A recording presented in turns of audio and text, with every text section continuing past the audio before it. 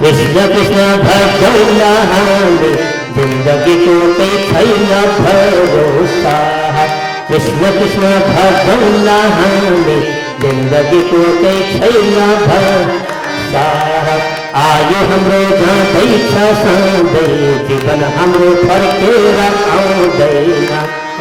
आयु हमरो जाते जीवन हमरो फरके रखाओ देना।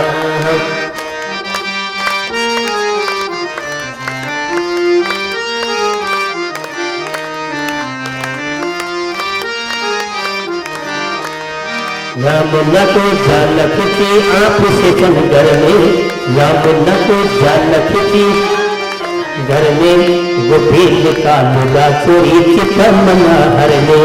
गोपील का लुगा चोरी चितमना हर में। कृष्ण कृष्ण भजौला हमें जिंदगी को कई न भरोसा। कृष्ण कृष्ण भजौला हमें जिंदगी को कई न भरोसा। आयु हमरो जाते सांदे जीवन हमरो फरके रखाओ देना। आयु हमरो जाते सांदे जीवन हमरो फरके रखाओ देना।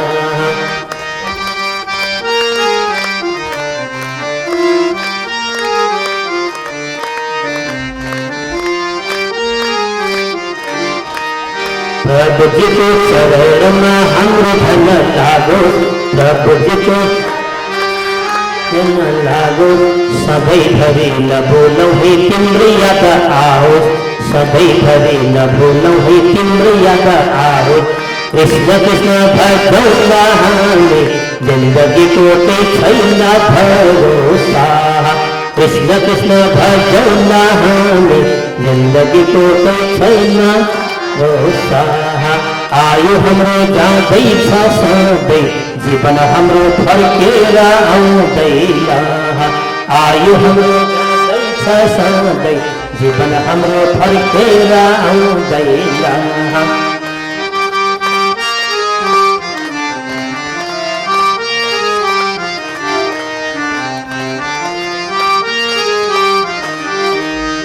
संसर्गता तरुण लहे तिम्र आशा। संसर्गता तरुण लहे आशा। बांसुरी को धुन सुनी सबल छोड़े आशा। बांसुरी को धुन सुनी सब आशा। कृष्ण कृष्ण भजौला हमें जिंदगी को कई न भरोसा। कृष्ण कृष्ण भजौला हमें जिंदगी को कई न भरोसा। आयु हमरो जाते सांदे जीवन हमरो फरके रखाओ देना।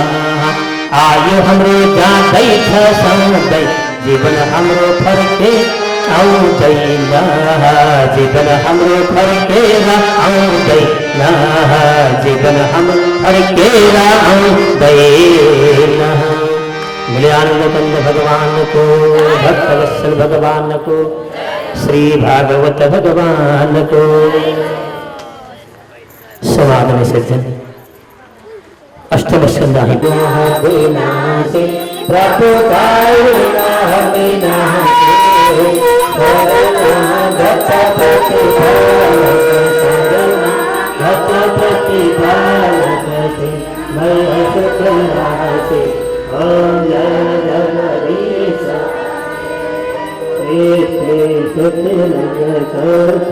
त्रिभुवन का स्वामी। प्रभु त्रिभुवन का स्वामी। भक्ति सुधा मरचाओ प्रभु तारण सुत दाता। गुण मेरो पति हो, गुण मेरो पति हो। हरि हर हो दाता। ओम जय जगदीश युग युग पालन वर्षो अगणित रूप धरि।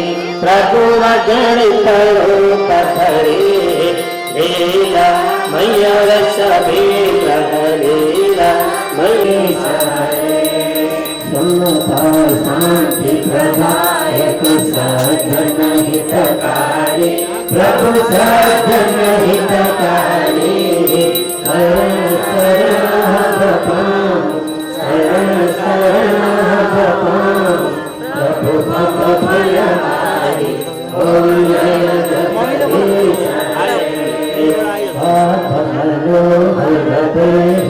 साधक फल गाए प्रभु साधक फल गाए जीवन धन्य फल प्रभु जीवन साधन फल प्रभु फल सेवा पाए ओम जय जगदीश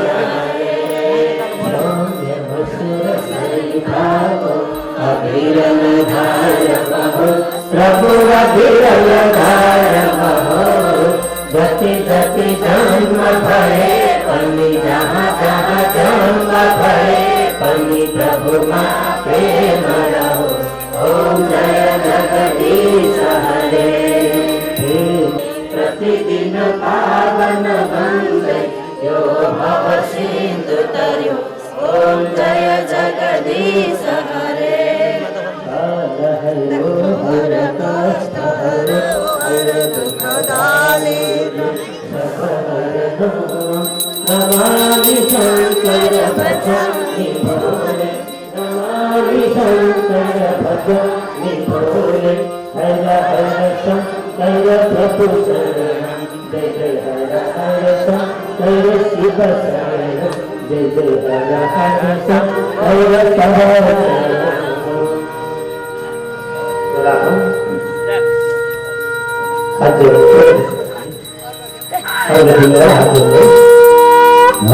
गजानन भूत नमामि विघ्नेश्वर पादपद्मं शशंक चक्र सकलकुंडलं सतीपदं सुरसेवितं सहस्रगोष्ठप्रियं नमामि विष्णु ब्रह्मावराय शुक्लांतरे धर्मस्य भूषितोपदेश गणेश शुक्ल सविरावते पद सर्वे रहस्यन्ति तो भाव विघ्नाय तस्मै नकाय नमः शिवाय देवी प्रथमाति सर्वे प्रसीद माता जगत् प्रसीद विश्वेश्वरताय विश्वं फलेश्वरी वितराकरः भूवन्न भूष्मः वृद्धजनश्वरः वृषाक्षरभञ्जन्मः अखण्डमण्डलाकारं भक्तमीव सहस्रं तत्पदं दर्शितं तस्मै श्रीगुरुवे नमः काहेन वाचा मनसेन्द्रियर्वा बुद्धिमत्प्रतिष्ठितं सकलं तस्मै नारायणाय समर्पयामि सर्वे भवन्तु सुखिनः सर्वे सन्तु निरामयाः सर्वे भद्राणपश्यन्तु मा कश्चित् दुःखभाग् भवेत् सदैव बन्धुबल त्वमेव माता सपिता त्वमेव त्वमेव बन्धुः सखा त्वमेव विद्या भद्रं त्वमेव त्वमेव सर्वं मम देवदेव त्वमेव सर्वं मम देवदेव ओम जन्मेन्द्रवे जन्तदेव संधर्माणि प्रथमानि आसन्नः देहनाकमहिमानः शशन्तः चित्रपूर्वे साध्य सन्तदेवाः पुरुषाञ्जलिः समर्पयामि श्रीमहागणाधिपतये नमः ओम लक्ष्मीनारायणाय नमः पुराणपुरुषोत्तमाय नमः सूर्याय नमः देवताभ्यो नमः श्री शाम्ब शिवाय नमः इससे वही मडोगी दिन वाला आकाश का दिन वाला ओम पूर्णमदः पूर्णमिदं पूर्णात् पूर्णमुदच्यते पूर्णस्य पूर्णमादाय पूर्णमेवावशिष्यते ओम शांति ओम शांति ओम शांति शांति भवतु श्री हरिरक्षितास्तः लभते शांति हम 110 गुरु पाठ करना हमेशा मैं पाठ नहीं दिखाने से 10 से 11 थे पाठ संति पाठ स्वाकेरा देवी बताई पुनः यथामावली सो मंदिर में शांत घर बसते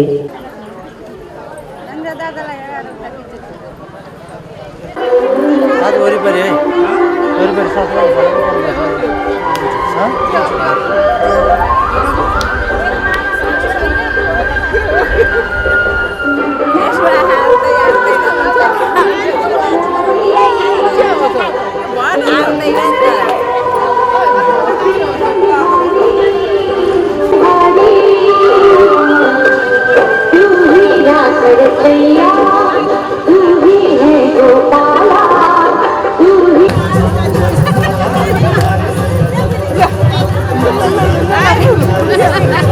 Let's now,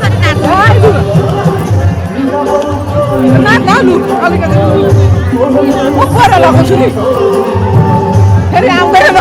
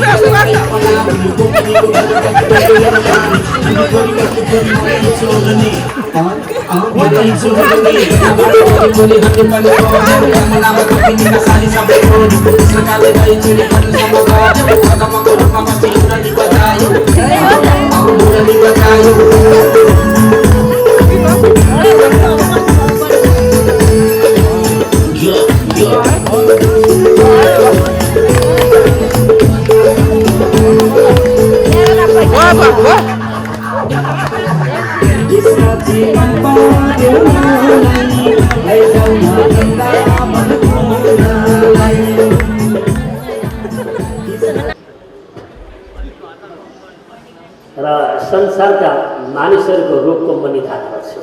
पिताजी मलाई डक्टर बन्ने इच्छा छ भन्दा ठिक छ तर विचारमा आएको कान्छालाई बोलाए कान्छा छेउमा आयो रिबन बाबु त के भन्छस् तेरो दाजुहरूको त सुनिहालिस् के भन्छ उनीहरूले। पिताजी डक्टर बन्छु भन्दिनँ मलाई थाहा छ, राष्ट्रपति बन्न सक्छु सक्दिनँ त थाहा छैन र पहिला म के बन्न कोसिस गर्छु भन्दा मानिस बन्न कोसिस गरिरहेछु।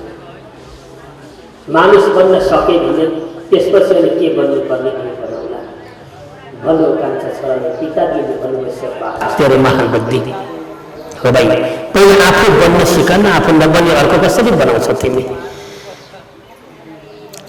पुत्रले उत्तर दियो, हो पिताजी मेरो शरीर मात्र मानिसको छ तर मानवता जो कर्तव्य हो नि त्यो मबाट हुन सकेको छैन भने आफू मानवता बन्ने कोसिस गर्यो भने भक्तजन अवश्य हामी के हुन्छ जे पनि बन्न सक्छौँ।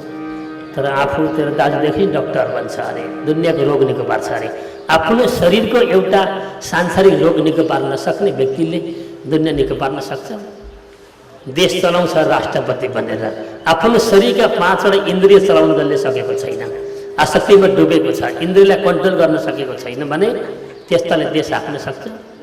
हो, आफूले आफूलाई पहिला कन्ट्रोल गर, आफूले आफूलाई चिन। जबसम्म आत्मा छ यो शरीर नै धाम हो, जबसम्म आत्मा छ यही नै त राम हो, जसले मिठो बोल्दछ यही नै त राम हो, जसले मिठो बोल्दछ यो शरीर नै धाम हो, जबसम्म आत्मा छ यो शरीर नै धाम हो, जबसम्म आत्मा छ यही नै त राम हो, जसले मिठो बोल्दछ यही नै त राम हो, जसले मिठो बोल्दछ।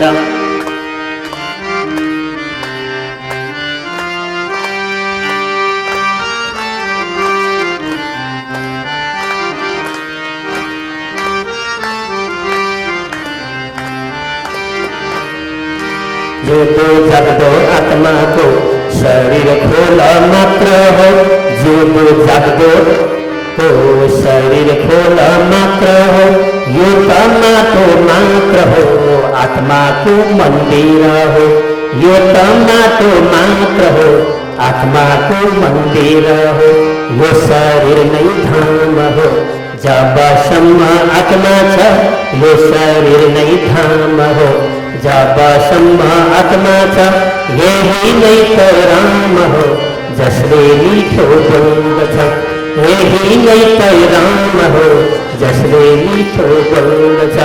तिमी जबसम्म आत्मा छ यही नै त राम हो, जसले मिठो बोल्दछ यही नै त राम हो, जसले मिठो।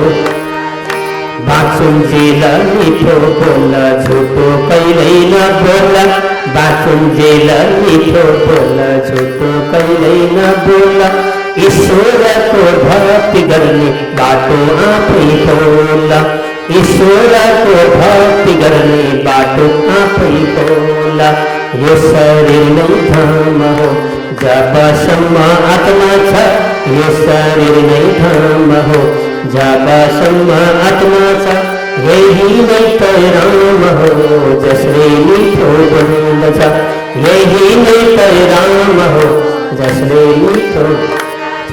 साधु सन्त घुम्दै फिर्दै तिम्रो घरमा आउँदछन्, साधु सन्त घुम्दै फिर्दै तिम्रो घरमा आउँदछन्, ज्ञानका कुरा सोध तिमी निन्दा कहिल्यै नगर, ज्ञानका कुरा सोध तिमी निन्दा कहिल्यै नगर।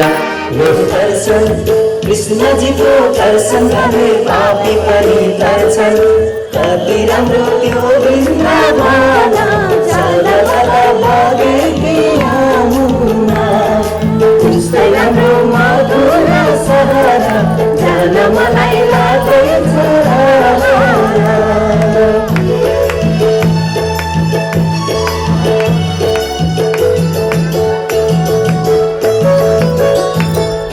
पहिलो दर्शन बिहारीको पछि रङ्गनाथ, यमुनामा स्नान गर्नु भक्ति साथ, पहिलो दर्शन बिहारीको पछि रङ्गनाथ, यमुनामा स्नान गर्नु भक्ति साथ, कति राम्रो यो वृन्दावन सदा भागे यमुना, त्यस्तै राम्रो मधुर सहर जान मलाई लाग्दैछ।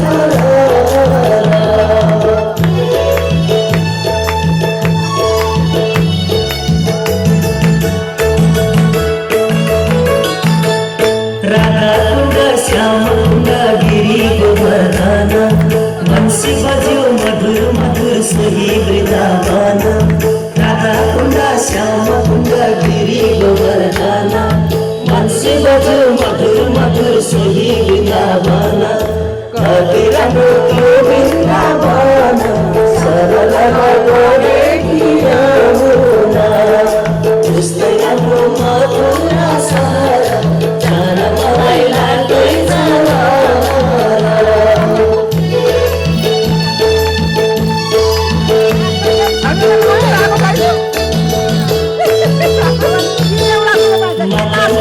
मिश्री छोयो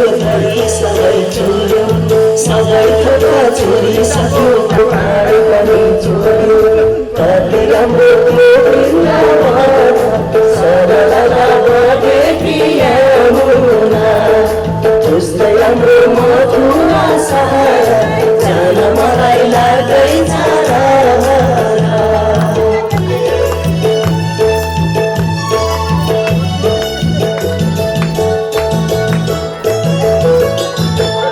गाई बछाली प्रभु जान्थे मन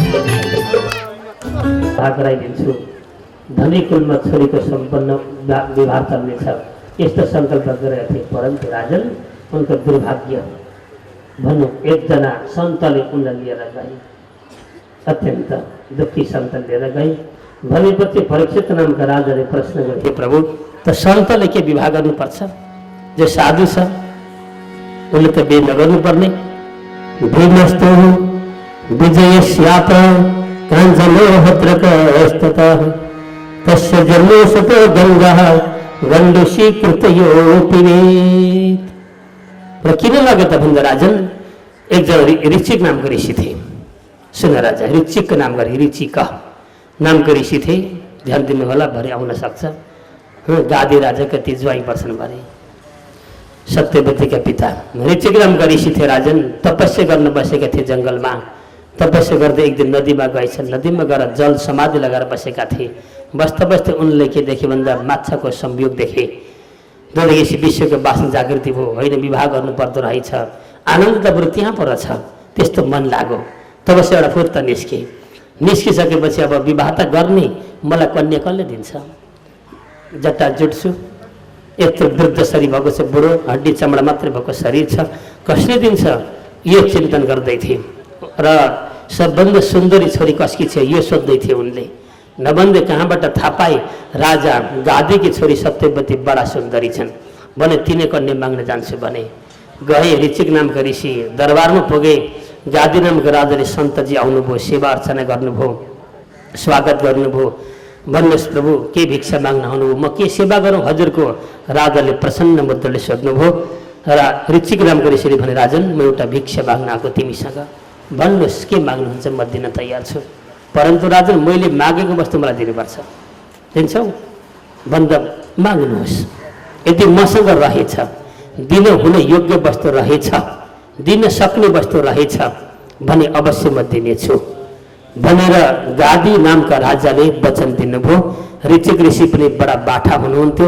उहाँले भन्नुभयो ठिक छ दिनुहुन्छ भने राजन पहिले शर्त राख्नुहोस्, वचन पहिला दिनुहोस् म दिन्छु भनेर सङ्कल्प गर्नुहोस् या कसम खानुहोस्, जे मागे पनि दिन्छु भन्ने शर्त, न कि भरे मैले मागु ल प्रभु यो त म सक्दिनँ भनौँ ल तिमीले, यसले गर्दा पहिला वचन चुकाउनुहोस् भनेपछि गादी नामका राजाले सम्झे साधु माग्न आएको छ सन्त, यसले के माग्ला, धेरै भयो एउटा आश्रम बनाइदिए भन्ला, 2-4 गाई दान दे भन्ला। साधुको त एउटा त्यति नै हुन्छ नि, अर्थ के हुन्छ र, त्यही सोचे उनले। अब जटाजुट भएको साधु छ, आश्रममा केही समस्या पर्यो होला, बाँकी सम्पत्ति माग्न आयो होला, मागेछन् 2-4 लाख रुपियाँ दिन्छु, आश्रम बनाइदिए एउटा भवन बनाइदिए बनाउने बनाइदिन्छु, बिन्दुमै त्यति माग्लान्। बा आश्रममा गाईको अभाव परेर गाई माग्न आएका हुन् कि यस्तै के माग्न आए, जे आखिर भएको चिज माग्छन् भन्ने सम्झे। नबन्दी गादी नामका राजाले भन्नुभयो प्रभु ल माग्नुहोस्, जे माग्नुहुन्छ म दिन तयार छ, मैले वचन दिइसकेँ भनेपछि राजन तपाईँकी छोरी मलाई दिनुहोस् सत्यवती। उसका लागि भन्दा मेरो लागि मलाई बिहे गर्ने इच्छा लाग्यो, तपाईँकी छोरीसँग म विवाह गर्न चाहन्छु। मेरो राजा अत्यन्त नर्मस भई बोल्न सकेनन्, प्रभु माफ गर्नुहोस्, अरू कुनै वस्तु माग्नुहोस्, यो वस्तु म दिन सक्दिनँ भन्दा राजन दिन्छौ त्यही वस्तु मलाई चाहियो, दिँदैनौ भने वचनबाट चुकिसक्यो तिमी, मलाई कुनै वस्तु आवश्यक छैन भने हाम्रो एउटा शर्त छ, परम्परादेखि आएको शर्त, त्यो शर्त हाम्रो छोरी विवाह गर्नेवाला केटाले पुरा गर्नुपर्छ।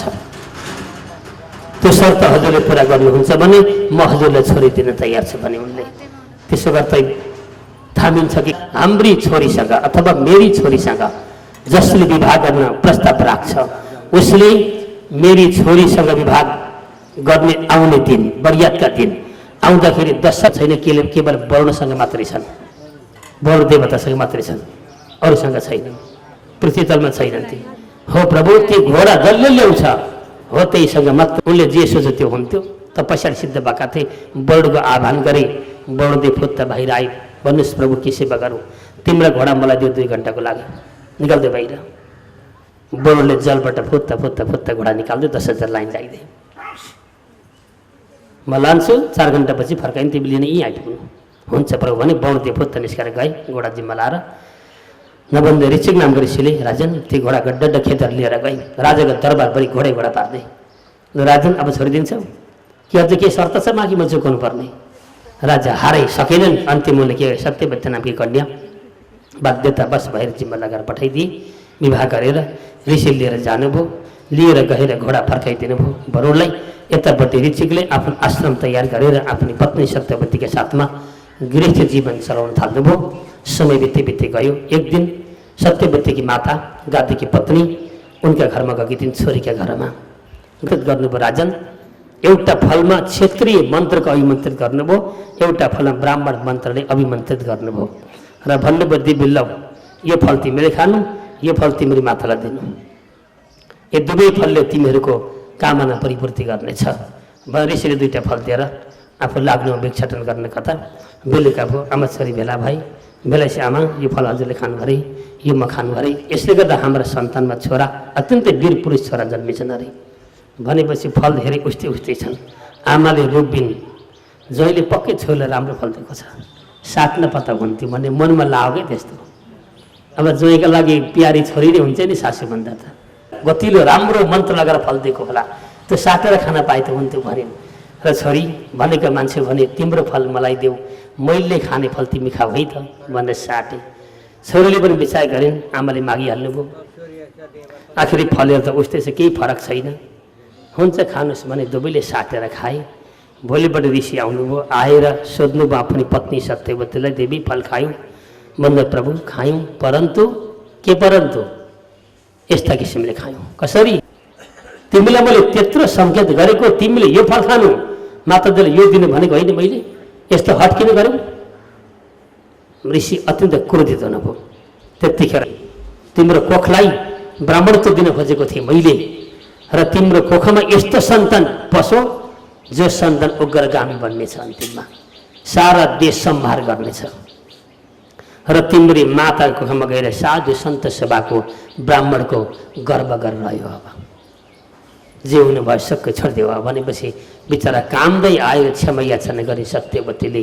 ऋचिक ऋषिले भन्नुभयो ठिक छ, आत्मा ग्लानी गर्यौ, मनमा खेत प्रकट गर्यौ, मैले गल्ती गरेछु भन्ने तिमीलाई अनुभूति भयो, यसको बावजुद तिमीलाई म अलिकति सहज बनाइदिन्छु, तिम्रो नाति चाहिँ त्यस्तो बन्नेछ, छोरो सही जन्मिनेछ। फर्काइदिनु भयो। सत्यवतीको माता फर्केर गइन् भक्तजन। यतापट्टि सत्यवती त्यहाँ बसिन्। नबन्दै को जन्मे भन्दा सत्यवतीबाट जमदग्नि ऋषि जन्मिए। उतापट्टि गादीको घरमा गएर विश्वामित्र व्यक्ति जन्मे। विश्वामित्र गुरु हामी सबैले सुनेका हौँ। हरिश्चन्द्र नामका राजालाई पराजित गर्नेवाला बडा क्रोधी थिए।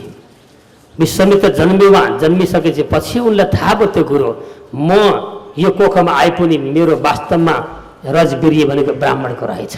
ब्राह्मण मन्तद्वारा म आएको रहेछु।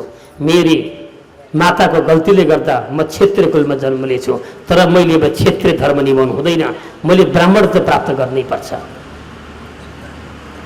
मैले ब्राह्मणको धर्म जानुपर्छ। तर मेरो कुल परम्परा के भन्दा क्षेत्रीयको भयो। उनले सङ्कल्प गरे र जब हुर्के बढे संस्कार पद्धति भइसकेपछि जब 10-12 वर्षको भए चटक्क आफ्नो राज्य छोडिदिए, गादीलाई छोडिदिए, सम्पत्ति सारा छोडे, आश्रमतिर लाग्यो।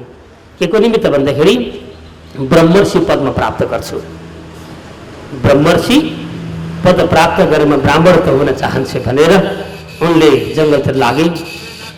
जङ्गलमा गए उता गएर उनले ब्रह्मर्षि पद प्राप्त गरेर तपस्या गरे, हरेक गरे, तर उनलाई कसैले दिन सकेन। उनलाई दिनेवाला व्यक्ति को थिए भन्दा वशिष्ठ महाराज थिए।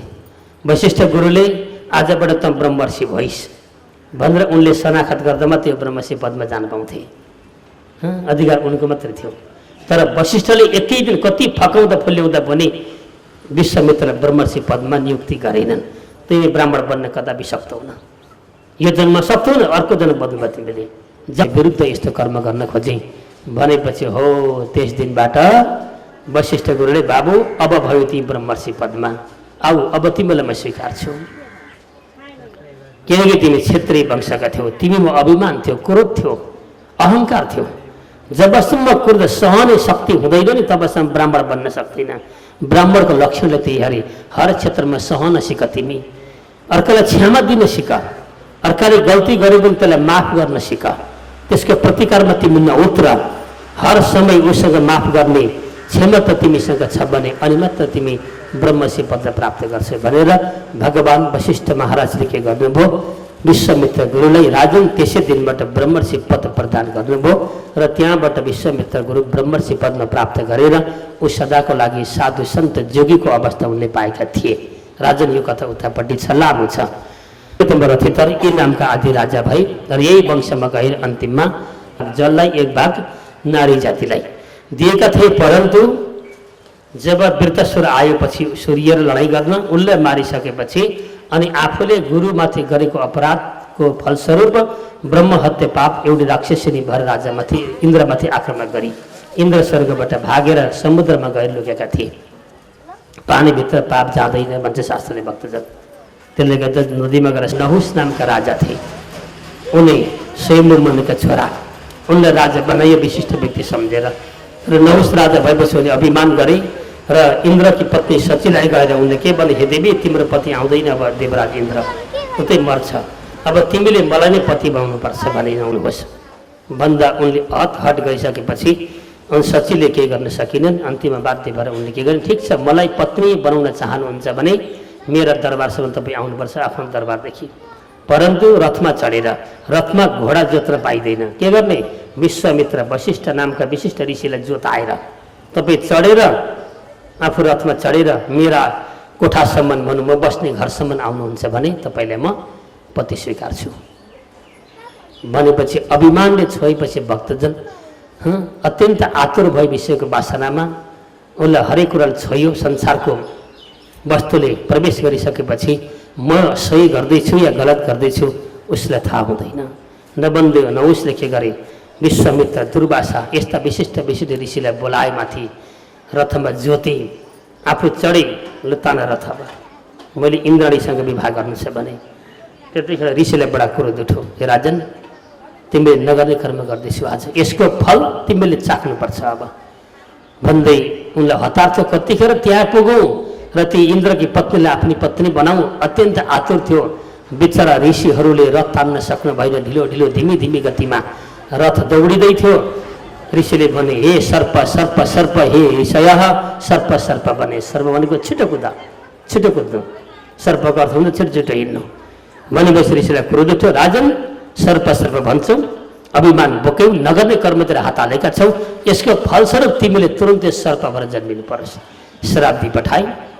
त्यहाँबाट खुत्रका झरेका मर्त्यलोकमा आएछन् र अन्तिम अजिङ्गर भएर जन्मे।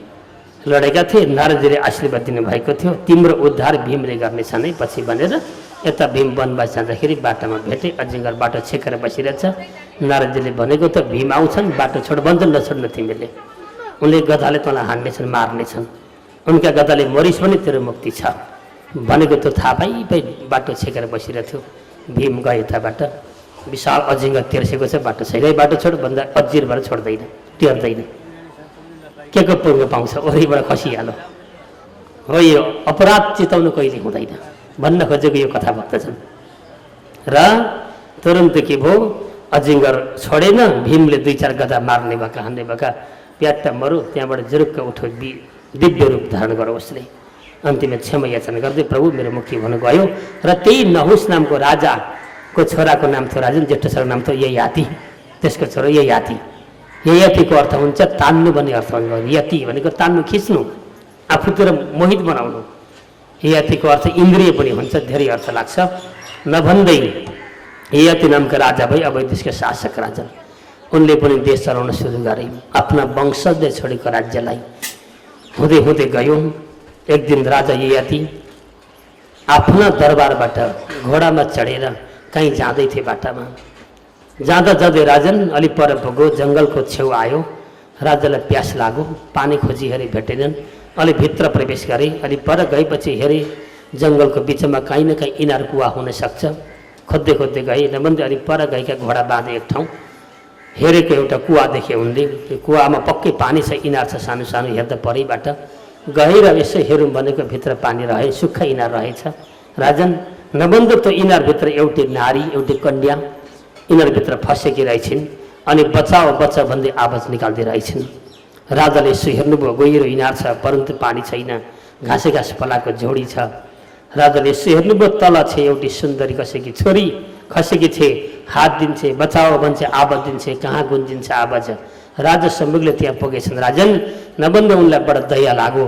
उनले घोडाको लगाम खोले, विभिन्न रस्सीहरू जोडे, लगेर इनारमा खसाइदे। देवी को हौ? म राजा हुँ यति नामको, लु आऊ माथि, म तिम्रो उद्धार गर्छु भनेर उनले रस्सी तल झार्दे। उनले रस्सी दरो समाइन्। राजाले भने देवी दरो समाए, म रस्सी तान्छु भने उनले रस्सीलाई पक्रिन्। राजन यति नामका राजाले तान्नुभयो। तान्दै तान्दै माथि जब इनारको छेउमा आइसकेपछि उनको हात चिप्लिन आँट्यो, गलो पनि तलबाट तान्दा तान्दा चिप्ले पनि, दुःख पनि होला।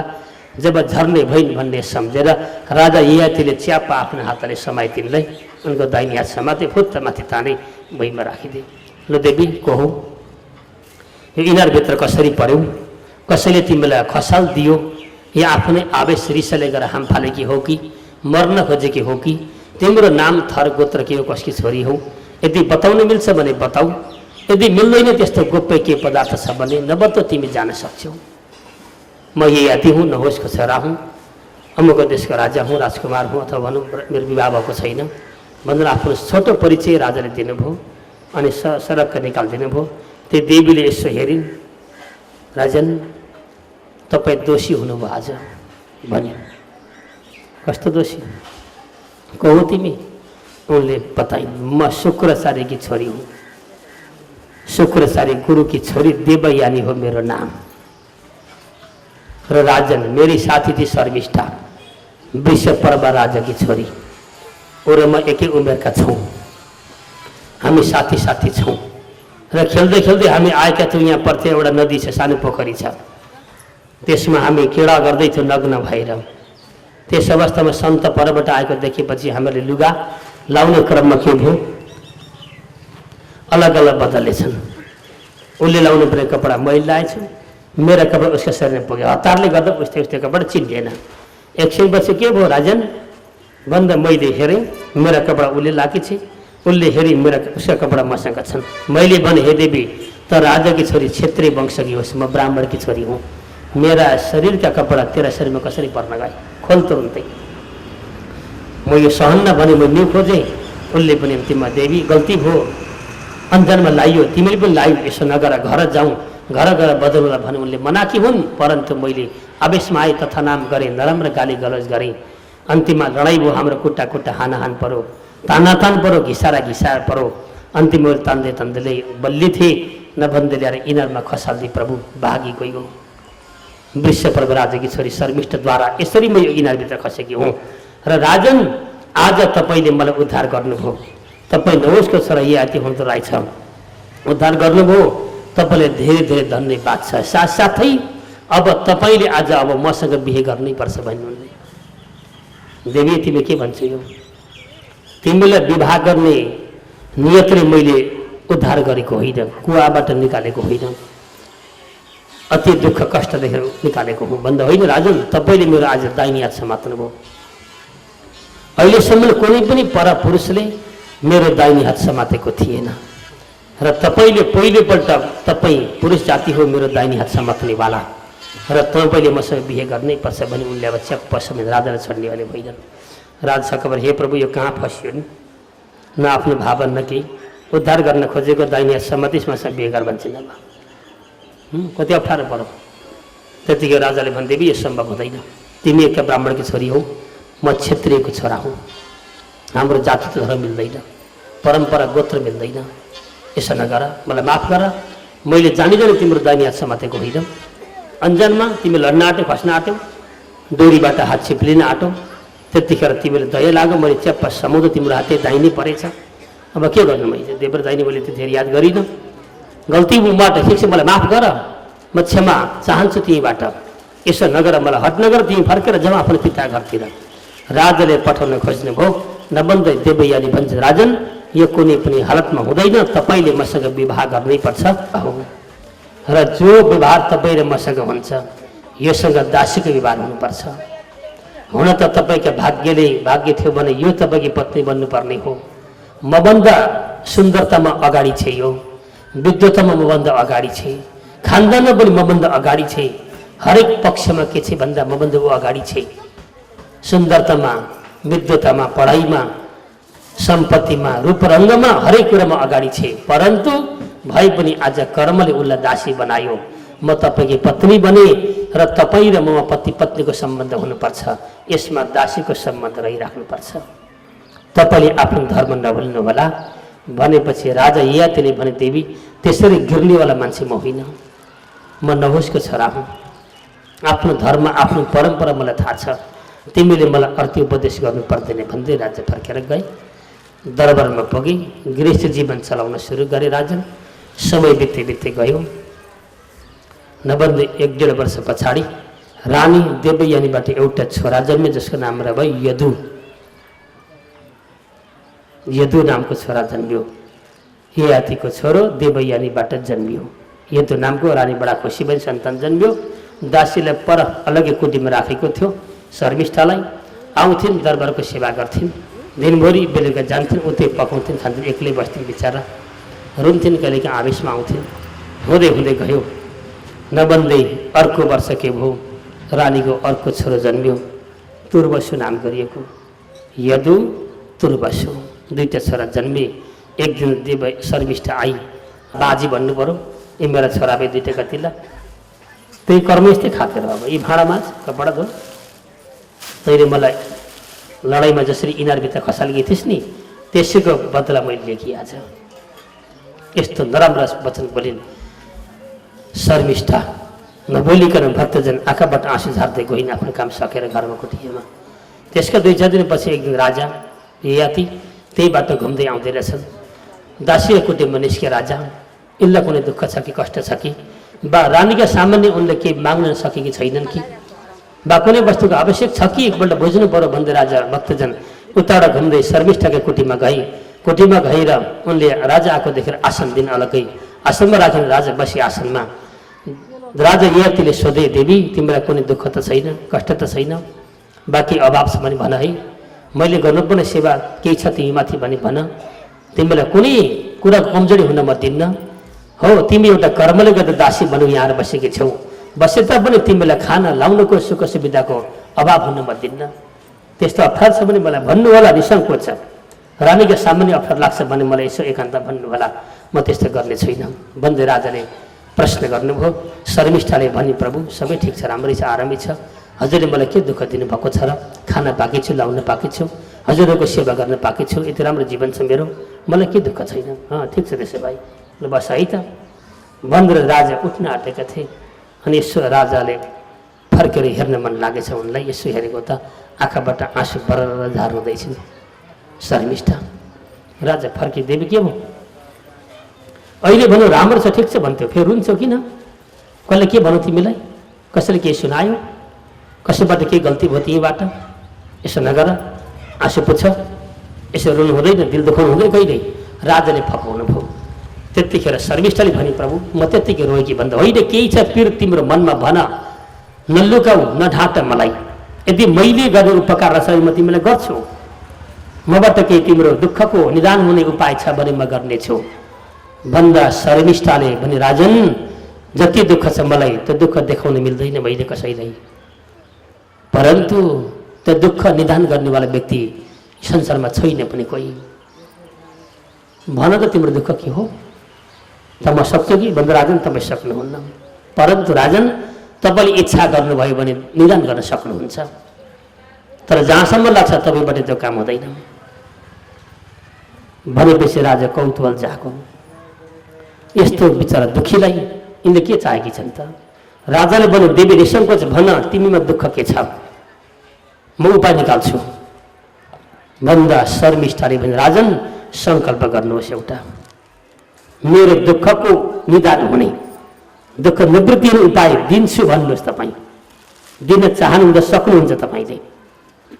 लु देवी, दिन हुने वस्तु रहेछ, ममा त्यस्तो किसिमको वस्तु छ भने म तिमीलाई दिन्छु, माग, म तयार छु भनेपछि रानी शर्मिष्ठा ती दासीले के भने, राजन म पनि तपाईँद्वारा सन्तान जन्माउन चाहन्छु, सन्तानको अनुहार हेर्ने मलाई इच्छा छ, सन्तान सुख भोग गर्ने मन छ मलाई भने।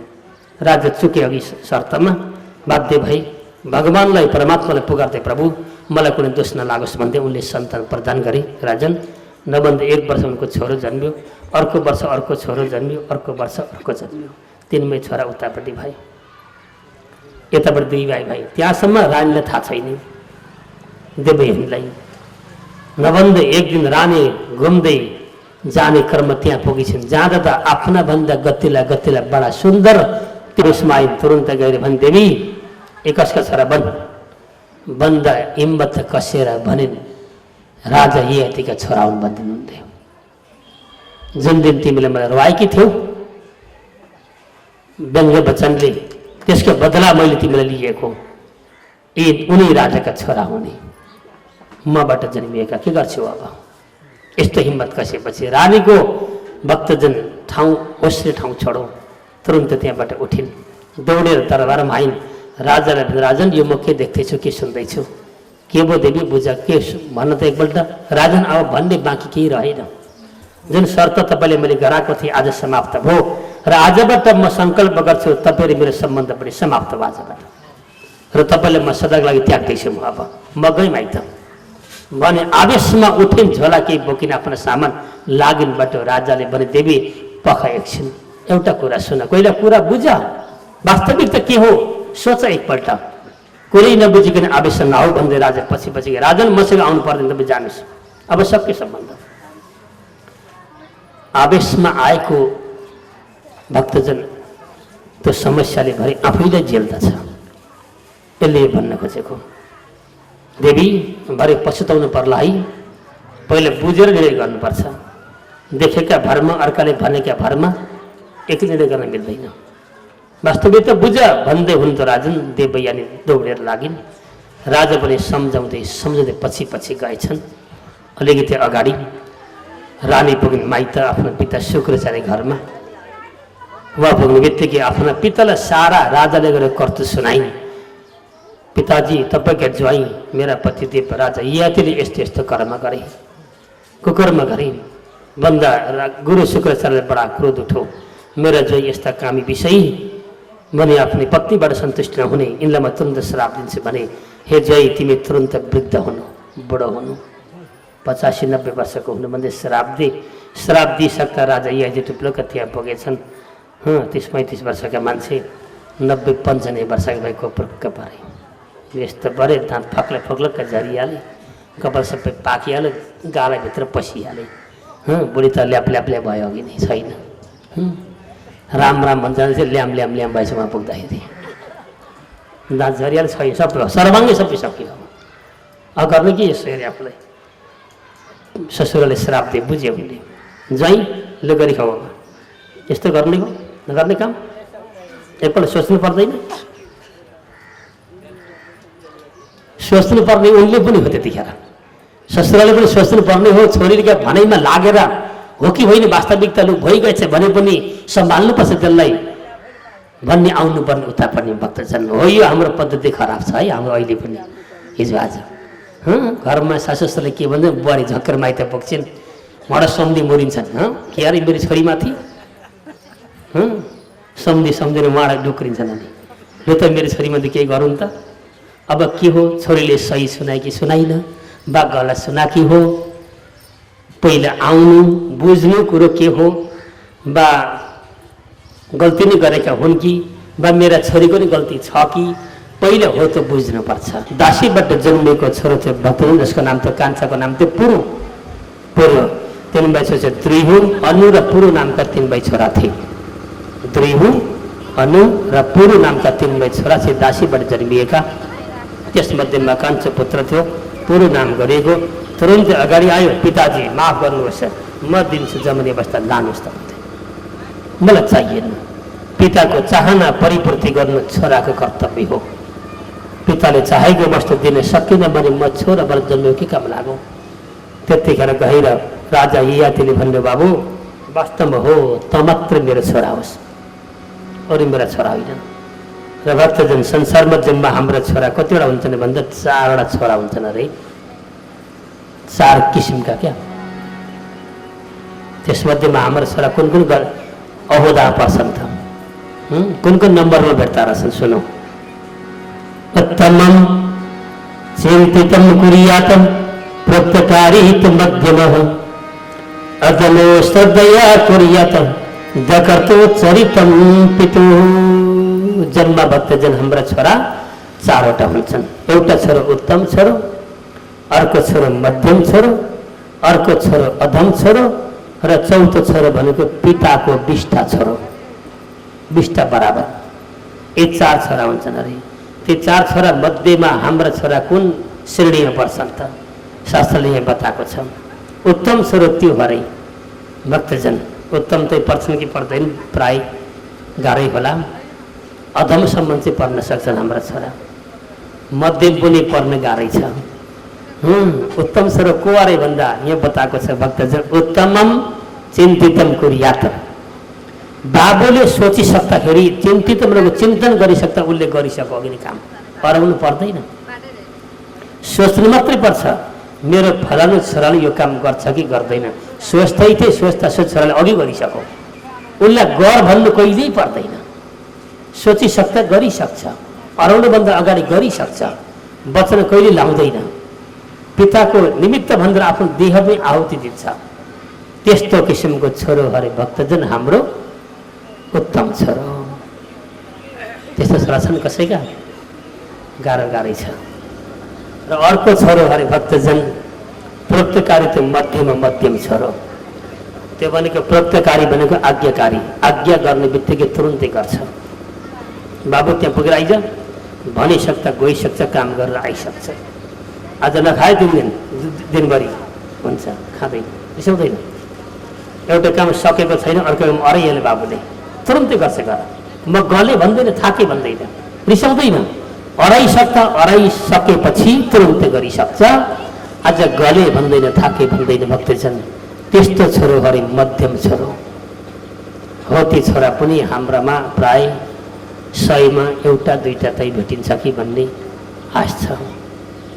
अर्को छोरो रे अधम छोरो, अश्रद्धया कुर्यात अधम स पुत्र। अधम छोरो कसलाई भनिन्छ अरे भन्दा भक्तजन काम अरायो भने गर्न चाहिँ गर्छ तर 12वटा गाली गरेर मात्रै गर्छ। यो छोरा जाँदा त्यहाँ सुरुङ्गा पुगेर आएर बजार पुग्नु भन्दा मलाई देख्यौ अर्को छैन आइपुग्न पाएको छुइनँ अघि तिमीले अराउनु पर्ने तिम्रो काम कहिले सकिँदैन यो घरको कामले मलाई मार्ने हो बसेको देखिसक्नु भएन भन्छ 10-20वटा गाली गर्छ तर गर्न चाहिँ भरे भरे गर्छ है गर्न चाहिँ राजन अश्रद्धाले एकदम गाली गलोच गर्दै मनमा अत्यन्त तथानाम कुरा सोच्दै नराम्रा कुरा गर्दै भक्तजन गर्न चाहिँ गर्छ भने हो त छोरो हरि भक्तजन अधम छोरो प्राय हाम्रा सबैका त्यस्ता अधम छोरा छन् धेरैले हामी देख्छौँ कता कता र अर्को छोरो हरि बिष्टा छोरो भक्तजन बिष्टा छोरो कसलाई भन्छ भन्दाखेरि पिताले सुरुङ्गा पुगेर आइज भनौँ भने मेरो यता उता मदरगाछ जानु छैन भने चाहिँ यता लाग्छ। जय श्री राधे पिताजी हल्ला नगर्नु कसरी शान्त हौ। र अर्को छोरो अरे बिष्टा छोरो भक्तजन जो के छ भन्दा उत्तर पठायो भने दक्षिण लाग्छ दक्षिण जान आँटिस भाउ भन्दा यता जान त्यसो भए एउटा काम गर भन्दा यता लाग्छ। अब ए पूर्व जान आँटो नि त्यसो भए त्यहाँ पूर्व गइस भने अमुक घरमा पुगेर आइज न त यस्तो काम छ भन्दा यता जानु छैन मेरो भने चाहिँ यता लाग्छ। अब बाबुले यता अरायो भने यता कुद्नु नि यता अरायो उता कुद्नु नि उता अरायो उता कुद्नु नि राजन अन्तिममा कहाँ गएर आइस भन्दा पूर्व गएर आएको छ भने पश्चिम गएर आए भन्छ सही पनि भन्दैन पऱ्यो भने भक्तजन हो त अरे बिष्टा छोरो प्राय अहिले हामी सबैका त्यस्ता छोरा प्राय धेरै जसो देखिन्छन्। यो कहाँबाट बिग्रियो भन्दा तपाईँ यहीँबाटै बिग्रियो पिताजीले बिगारेको माताजीले बिगारेको संस्कार बिग्रियो पद्धति बिग्रियो परम्परा बिग्रियो। हाम्रा सबै धर्म कहाँ कहाँ आयो भन्दा बाहिरका धर्म आयो बाहिरका धर्म हामीले सेवा गऱ्यौँ त्यही धर्म हामीलाई मन पर्यो त्यतैका पद्धति मन परे त्यतैका खानपिन मन परे त्यतैका पहिरन मन परे त्यतैका सभ्यता त्यतैका हरेक कुरा मन परे त्यसले हाम्रो परम्परा भक्त बनायो।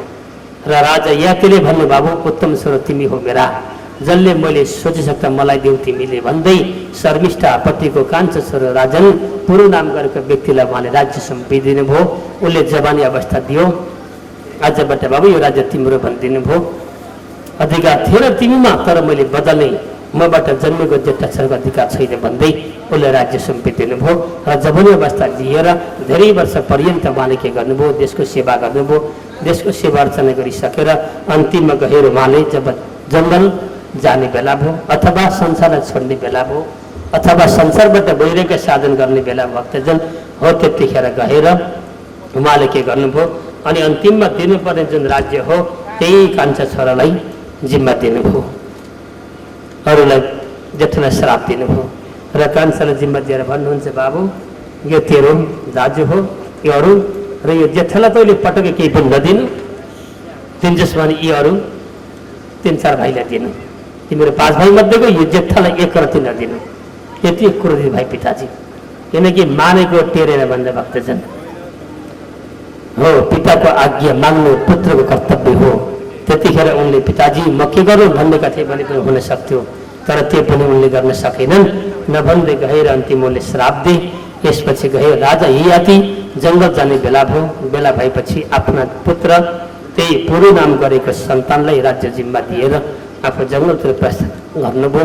जाने बेलामा आफ्नै पत्नी देवयानीलाई भन्नुभयो देवी के गर्छौ तिमी बस्छौ या भगवानको चरणको सेवा गर्न जान्छु भन्दा प्रभु मलाई पनि चाहिने संसार वैराग्य आयो वैराग्य साधन गरिन् सबै कपडा उतारिदिन् गिर बसेर लगाइन् पिताले पनि राजमुकुट आदि उतार्दै यातिले सबै जिम्मा लाएर छर्ण सम्पत्ति दिएर भने यो संसार के भन्दै फर्केर लागे जङ्गलतिर यतापट्टि गएर जब शर्मिष्ठा थिइन् दासीको रूपमा राखेको थियो उनलाई राजाले सारा हक अधिकार दिनुभयो देवी तिमीले सम्हाल्नु बाबु पुरो तिमीले यिन मातालाई आफ्नै माता तिम्रै माता हुन् तर दासीको स्वभाव नगर्नु बानी भाव नगर्नु तिमीले त नगर्नु यिनलाई माता जस्तो रानीले पाएको सेवा सुरुको थियो त्यस्तै यिनलाई दिनु तिमीले भनेपछि शर्मिष्ठाले भने पिता प्रभु मलाई पनि चाहिँदैन राज्य मैले साथमा जान्छु भन्दा देवी तिम्रो जाने बेला भएको छैन भन्दा प्रभु हजुर गएपछि मेरो जीवन त अन्धकार हुन्छ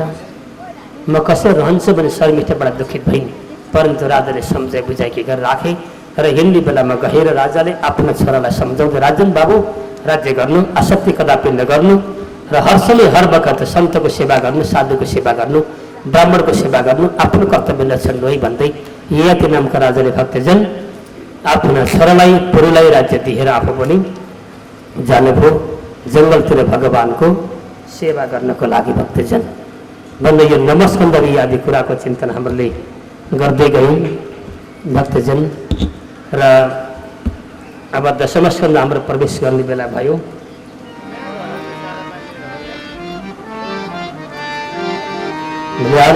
भगवानको सानो नाम सङ्गीत भगवानको राजाले हिँड्ने बेलामा यो शब्द पुत्रलाई सुनाउँदै गएका थिए।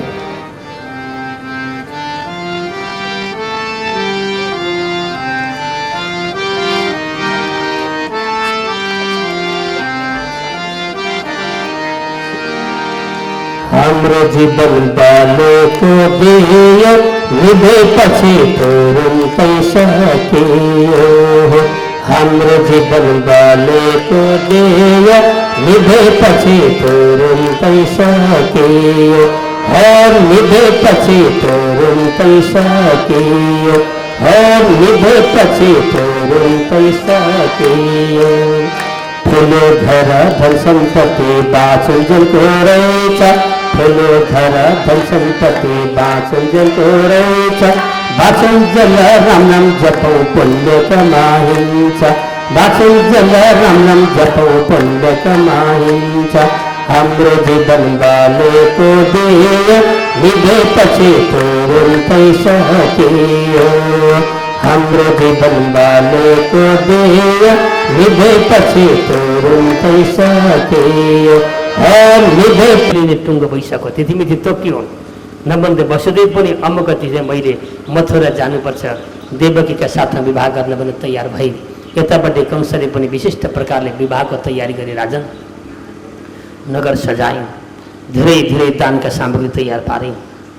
यति धुमधामसँग विवाहको निमित्त तयार भई मानौँ अरबौँ रुपियाँ तिनले खर्च गरे। त्यतिखेर बरियात लिएर वसुदेव पनि आएर उनले के गरे विवाह सम्पादन गराइदिए। अन्तिममा जब बहिनी ज्वाइँ विदा गर्ने बेला भयो कंस छेउमा गई उनले लाखौँ र हात्ती घोडा दाइजोमा दिए, रथहरू दिए, विभिन्न किसिमका दास दासीहरू दिए। मेरी बहिनी कति के चाहन्थे सारा अरबौँ रुपियाँ खर्च गरे बहिनीलाई पठाइदिए उनले। अनि बहिनीलाई रथमा राखे। विशाल रथ थियो कंसको आफ्नै जसमा 4वटा घोडा जोडिएका थिए। राजन सुनको रथ थियो। कंसले विचार गरे मेरी बहिनी हो, यति प्रेम यति माया छ यसमा, यसलाई म छोड्न सक्दिनँ। आज म मेरा दास नोकर सेवक हुँदा हुँदै पनि म आज आफै रथ हाँक्छु। मेरी बहिनी ज्वाइँलाई रथमा राखेर म घरसम्म पुगेर आउँछु भनेर कंस रथमा चढे। राजन रथ हाँक्न सुरु गरे। बरिया त चलो गोकुलतिर लागे। झुन्डका साथमा अरबौँ सामग्री लिएर धुमधाम हर्षका साथमा गई। कंसले पनि के गरे रथमा चढे। बहिनी ज्वाइँलाई अत्यन्त प्रेमपूर्वकले वार्तालाप गर्दै रथ हाँक्न सुरु गरे। राजन जाँदै थिए जाँदै तुरन्त रथ रोके उनले। रथ रोकेर उनले तुरन्त के गरे भन्दा फलक्क फर्के तलवार निकाले। तलबाट म्यानबाट तलवार झिके आफ्नै बहिनीको शिर छेदन गर्न आँटे। हे प्रभु मैले त वास्तवमा आफ्नै बहिनी सम्झेर लाँदै थिएँ तर म आज के गर्दैछु भन्दाखेरि आफ्नै शत्रु मैले बोक्दिरहेछु बने मैले अब यसलाई राख्नु हुँदैन यो सम्झेर तुरुन्तै उनले के गरे भन्दा जब काट्न तयार भए त्यतिखेर गएर वसुदेवले रोक्थे भने वसुदेव हे कंस महाराज तिमी यो के गर्दैछौ यो राम्रो भएन। उनले च्याप्पा तलवार समाते। उसले चुल्ठामा समातो। एउटा हातमा तलवार लियो। मनमा आवेशमा आयो। उसले सम्झ्यो मैले आफ्नै बहिनी सम्झेर बहिनी छोरीसँग लाँदै थिएँ परन्तु मैले आफै आज शत्रुमा बोक्दिरहेछु भने यसलाई मैले अब राख्नु जीवित हुँदैन भनेर भक्तजन च्याप्प जब काट्न कि आँटेको थियो त्यतिखेर वसुदेवले सम्झे राजन तपाईँले यसलाई मारेर के पाउनुहुन्छ एकपल्ट सोच्नुहोस्। तपाईँ राजा हो, तपाईँको यो बहिनी हो, अर्को कुरो स्त्री जाति हो। एउटा कुरा राजन 4 कुरा तपाईँले याद गर्नुपर्छ। राजा भएपछि राजाले 4वटा कुरा कदापि गर्नु हुँदैन। के स्त्रीको हत्या राजाले कहिले गर्नु हुँदैन। स्त्री जातिको वध राजाको हातबाट कदापि राजन हुनु हुँदैन। अर्को भन्दा स्त्री जातिसँग मुद्दा कहिले पनि पुरुषले लड्नु हुँदैन। भक्तजन एउटा प्रत्यक्ष प्रमाण छ। स्त्री जातिसँग मुद्दा पर्यो, तपाईँको मानौ मुद्दा खेप्नु पर्यो, तर अन्तिममा के भयो, स्त्रीले जितियो। अब भने त्यो पुरुषको अन्तिम हालत के हुन्छ याद गर्नु होला। राजन, यसले गर्दा तपाईँ नगर्ने काम गर्दै हुनुहुन्छ। आज राजा हो तपाईँ, एक त आफ्नो बहिनी मार्नु कदापि हुँदैन, दोस्रो विवाहको माङ्गल्य समयको बेला राजन यो पनि कदापि गर्नु हुँदैन। र तपाईँ यस्तो नगर्ने काम गर्दै हुनुहुन्छ, यो नगर्नुहोस् भन्दै हरेक प्रकारले सम्झाइ। त्यसैको राजन तपाईँ राजा हो, राजा भइकन यस्तो कर्म गर्नु हुँदैन। तर कंसले कसै गर्दा पनि के भई नमान्ने भई। त्यतिखेर गएर कंस वसुदेवले भने, राजन तपाईँ के चाहनुहुन्छ म त्यो दिन तयार छु, तर यो स्त्री छोडिदिनुहोस् भन्दा यही हो मेरो शत्रु, मूल बोटै जरा यही हो, म यसलाई समाप्त गर्छु आज म भनिसके पश्चात गएर अनि वसुदेवले एउटा प्रश्न गर्नुभयो। राजन, ठिक छ, तपाईँले डरको बाट, यो बाट यसबाट जन्मेका सन्तानबाट भन्दा यसबाट जन्मेका सन्तानबाट हो। त्यसो भए राजन तिमीले एउटा वचन दिन्छु आज म, यो स्त्री छोडिदेऊ, यसबाट जन्मेका जति सन्तान छन् नि म सबै तिमीलाई जिम्मा दिन्छु। मेरो म सत्यवादी हुँ, मैले झुटो कदापि पनि राजन बोल्नु हुँदैन। असत्यभन्दा खराब वस्तु मेरो लागि कोही छैन। म आफ्नो शरीर त्याग्न तयार छु, तर सत्य वचनलाई त्याग्न म कदापि सक्दिनँ। यस्तो किसिमको भक्तजन वसुदेवले बोलिसके पश्चात गएर अन्तिममा वसुदेवले सोचे, कंसले सोचे, यिनले सत्य त बोले, तर अब यसबाट जन्मेका सन्तान अहिले आवेशमा त दिन्छु भने भोलि सन्तान जन्मेपछि के हुन्छ, माया लाग्छ, कसरी दिन्छ, दिँदैन। नहुँदा देउ देउ लाग्छ अरे भक्तजन, भएपछि त्यही वस्तु के हुन्छ, त्यसले दिँदैन, दिन्छ। गरिबले के सोच्छ, अरे यसको जतिको सम्पत्ति मेरो भए नि म कति बाँड्थेँ, उसलाई बिचरा त्यसलाई गरिबलाई दिन्थेँ। यो बच्चा धनी भएर के गर्नु, एक कौडी बाँड्दैन भन्छ गरिबले। भोलि त गरिब त्यति नै धनी हुन्छ नि, अब त्यसले बाँड्दैन। त्यो याद गर्नु होला। नहुँदा छैन भने देउ देउ लाग्छ, तर आफ्ना कब्जामा हातमा आइसकेपछि त्यो वस्तु प्रेमी हुन्छ, अब त्यसले दिनेवाला छैन।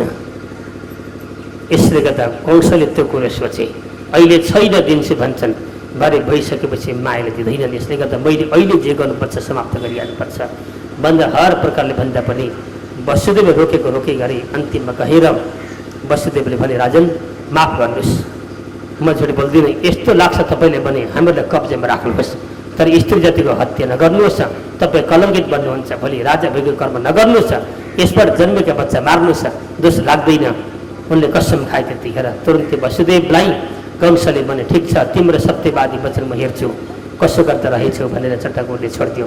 कंस फर्केर आयो, जर्गोरले अन्तिममा गएर जब बाटो लागे, उहाँ पुगेपछि भक्तजन वसुदेव घरमा के भयो, एउटा सन्तानले जन्म लियो 1 वर्ष पछाडि, जसको नाम रह्यो कीर्तिमन्त। वसुदेव कि पत्नी देवकीबाट जन्मिएको छोराको नाम रह्यो कीर्तिमन्त। र छोरो जन्मियो। राजा वसुदेवले वचन दिएका थिए, राजन तिमीलाई जति जन्मिन्छ म जिम्मा दिन्छु भनेका थिए।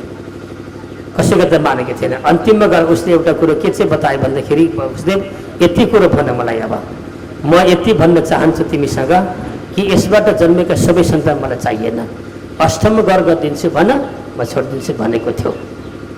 वसुदेवले त्यो कुरो त्यहाँ चुकाएका थिए। अष्टम गर्भ त मै आउँदैछु, भगवान्लाई थाहा छ। अष्टम गर्भ त्यही कंस मार्न मै आउँदैछु भने मेरा हुनेवाला पिता छन्, यी मेरी हुनेवाला माता हुन्, यी दुवैले वचन छोडिदिए भने म कलङ्कित हुन्छु, मेरो हुनेवाला लीला चकराचुर हुन्छ। यसले गर्दा मेरा पिताका मुखबाट मैले झुट बोलाउनु हुँदैन भनेर भगवान्ले तुरुन्तै त्यतिखेर राजन के गर्नुभयो, योग मायाले सरस्वती भनेर वसुदेवका मुखमा बसाइदिनु भयो। वसुदेवले कंसलाई जो भन्न खोजेका थिए त्यही भने, तर अर्थ के भयो भन्दा उल्टो लागिदियो र त्यहाँ यस श्लोकमा दिएको छ भक्तजन, एउटा न भन्ने शब्द अक्षर अगाडिपट्टि थपिदिएको छ। त्यसले न दासी म दिन्न भन्ने अर्थ लाग्छ।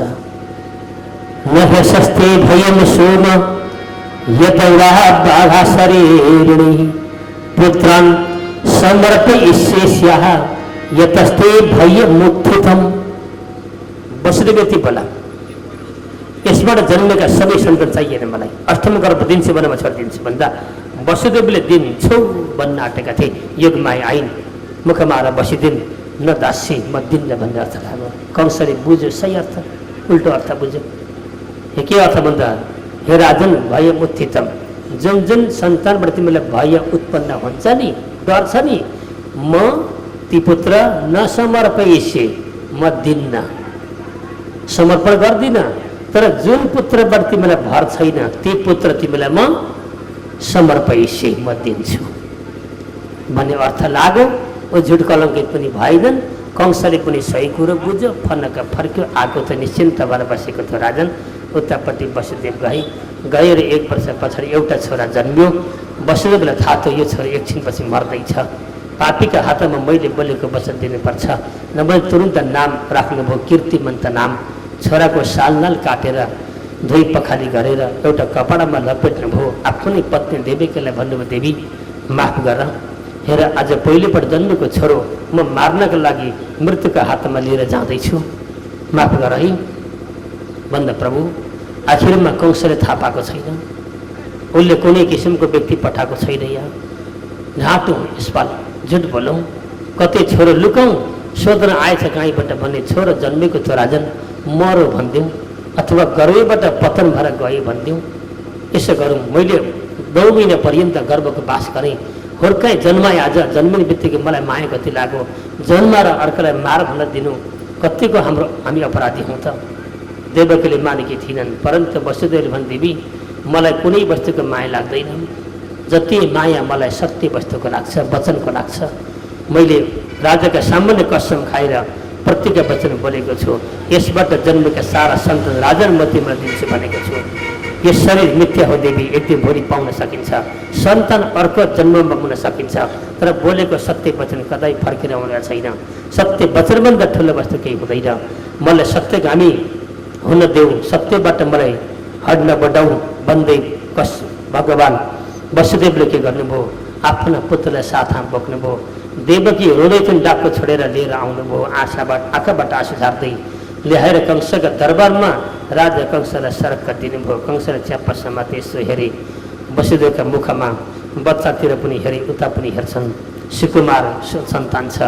आखिरमा मेरै बहिनीको छोरो को हो, भानिज हो, मेरो भान्जो हो, मेरा ज्वाइँ हुन्, मेरी बहिनी हो, भानिज म मार्दैछु आज। यसो हेरे, उनको आँखाबाट आँसु झर्दैछ।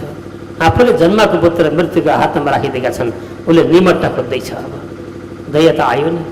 त्यतिखेर आँखाबाट आँसु आएको देखेर कंसलाई पनि दया आयो। उसले सम्झ्यो, आखिरमा यो बच्चा मारेर मैले के कमाउनु छ, आखिर मलाई चाहिएको अष्टम गर्भ हो, 8वां सन्तान हो। त्यो दिन चाहिँ भनेकी छन्। दया आयो, उसले तुरुन्त के गरेर बच्चा फर्काइदियो। वसुदेव लिएर जानुहोस्, मलाई यो बच्चा चाहिँदैन, अष्टम गर्भ नढाट्नु होला, झुट नबोल्नु होला, मलाई दिनु होला। हुन्छ प्रभु। वसुदेव लिएर गए। लिएर पत्तिर के पुगेको मात्रै थियो, नारदजी दौडेर आउनुभयो कहाँबाट। आएर कंसलाई भन्नुभयो, हे कंस तिमी के गर्दैछौ, तिमीले भुल्याउँछन् यी गोकुलवासीले, यी सबै मायावी छन्, मायाले जन्मेका छन्, तिमीले थाहा पाउँदैन। तिमीलाई मार्ने षड्यन्त्र रचिँदैछ संसारमा, थाहा छ कि छैन तिमीले? याद गर। हातमा आएको शत्रु फर्कायौँ। प्रभु मैले त बच्चा मारेर के पाउँछु, के पाउँछु? याद गर। तिमीलाई के भनेका छन् वसुदेवले, तिमीले के मागेका छौ भन्दा अष्टम गर्भ मागेको छु। अष्टम गर्भ हो भन्ने पछाडि प्रमाण के हुन्छ थाहा छ तिमीलाई? थाहा त छैन। हो, तिमीलाई जोक्याउँछन्, यसले गर्दा तिमी आएको बच्चा नछोडा, जति आउँछन् मार्दै गर, सत्य छोड्नु हुँदैन। हेर यहाँ एउटा तरिका देखाइदिनु भयो, दृष्टान्त दिनुभयो। 8वटा चिज राख्नुभयो यसरी लाइनै। ले कंस यहाँबाट गन 8 कहाँ पुग्छ, प्रभु यहाँ पुग्छ। दोस्रो नम्बरबाट गन कहाँ पुग्छ, यहाँ पुग्छ। यहाँबाट गन 8 कहाँ पुग्छ, त्यहाँ पुग्छ। तिमीले यसै गर्छन् त्यहाँका भरे गोकुलवासीले। वसुदेवले के गर्छन्, 8वटा छोरा ल्याउँछन्, माइलो सुरुमा राखिदिन्छन्, जेठो यता बिचमा हालिदिन्छन्, साइलो 3 नम्बरमा हालिदिन्छन्।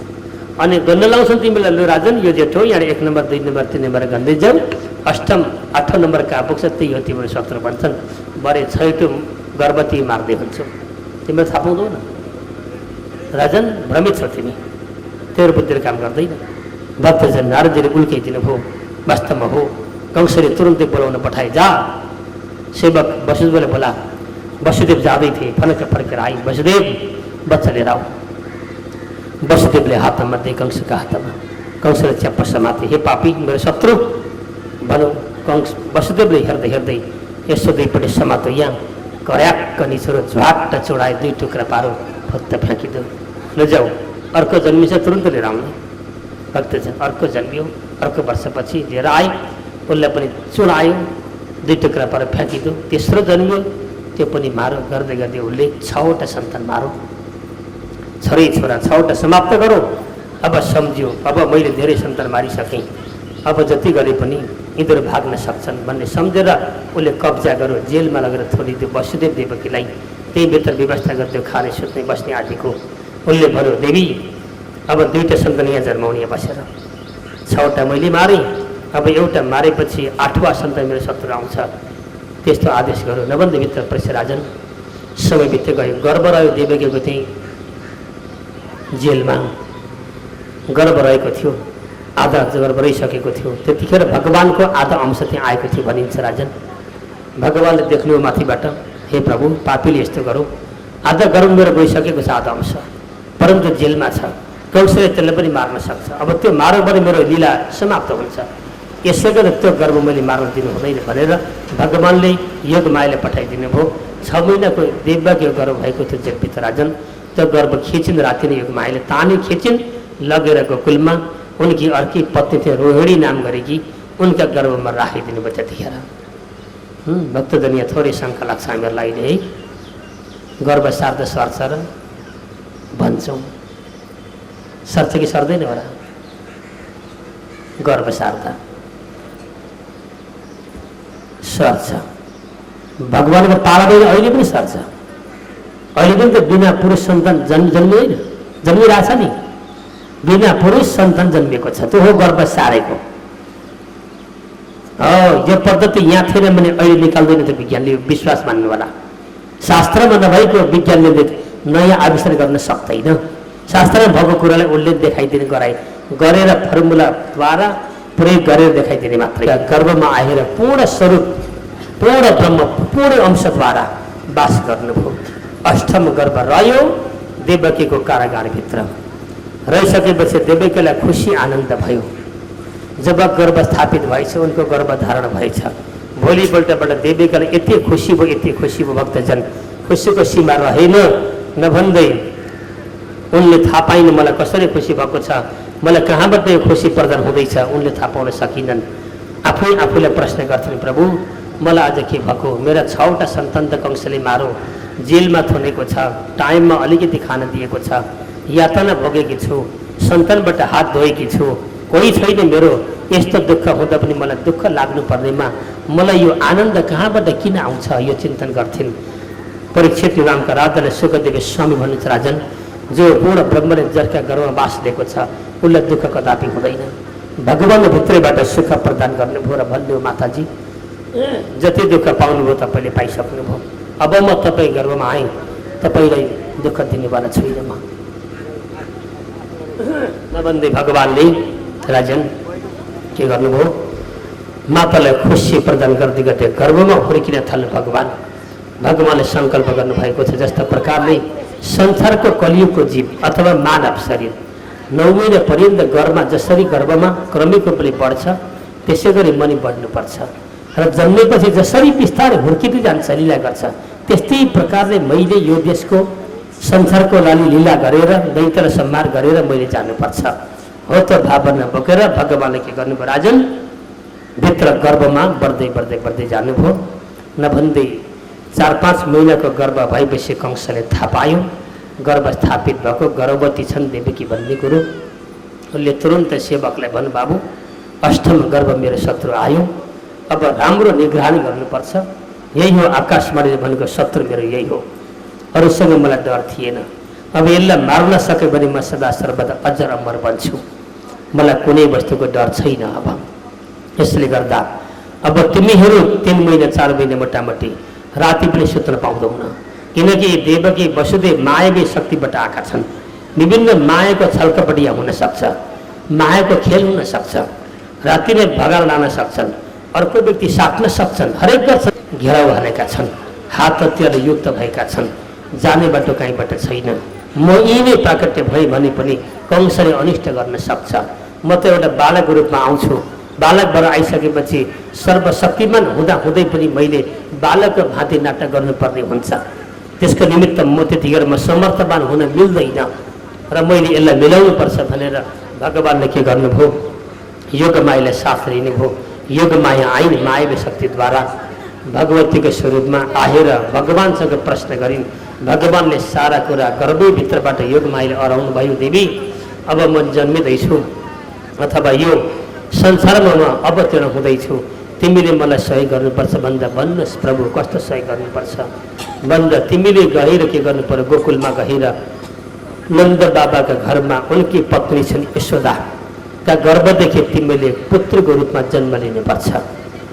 अहिले ऊ पनि गर्भवती भएकी छन्, उनको नि पुत्र अथवा सन्तान प्रदान गर्ने बेला भएको छ।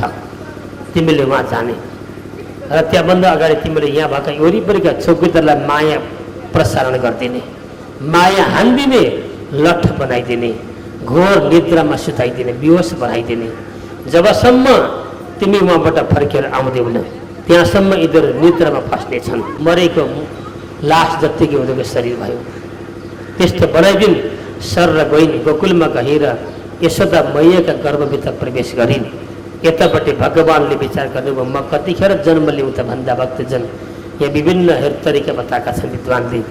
भगवान्ले ती 12 महिनाको सबभन्दा श्रेष्ठ महिना भदौ रोज्नुभयो अरे। किन भन्दा भदौलाई सबैले हेला गर्थे अरे। पहिला हिलो गाजोको महिना, भदौमा धर्मकर्म आदि के गर्नु हुँदैन।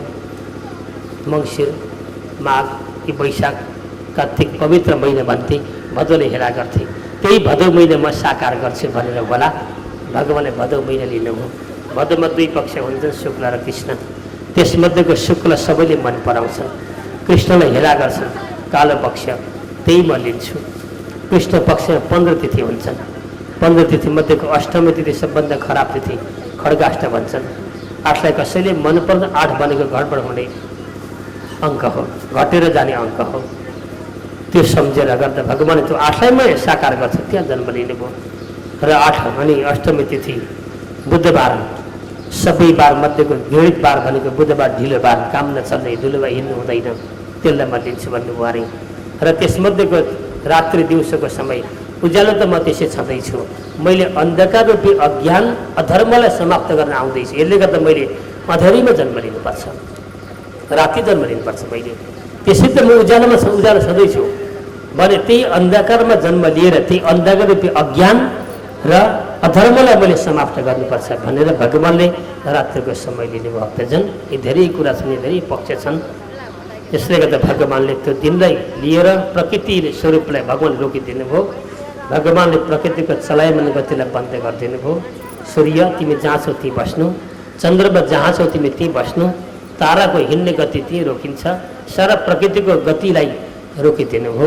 र रात्रिको समय मध्याह्न राति 12 बजे मध्यरात चकमन्न सबै सुतेको बेला कतैबाट केही नभइकन भगवान्ले आफ्ना माता पिता देवकी र वसुदेवलाई पूर्व जन्मको स्मृति दिलाउन, पूर्व जन्मका सबै याद दिनको निमित्त के गर्नुभयो, चतुर्भुज रूपमा 4वटा हात गोडा भएको, शङ्ख चक्र गदा पद्म आदि 4 हातमा लिएको अत्यन्त दिव्य बालक, अत्यन्त ज्योतिवाला बालक, मुकुट आदि लगाएको, किरीट कुण्डल आदि लगाएको, वैजन्ती माला आदि युक्त भएको, विभिन्न आभूषण युक्त भएको अत्यन्त दिव्य बालक रूपमा भगवान् के गर्नुभयो। रात्रि 12 बजेको समय भक्तजन कारागारको बीच मध्य कोठामा अन्धकारको समयमा त्यसलाई प्रकाश फैलाउँदै अन्धकार समाप्त गर्दै भगवान्ले प्राकट्य हुनुभयो। अद्भुत बालक रूपमा भगवान्ले जन्म लिनुभयो।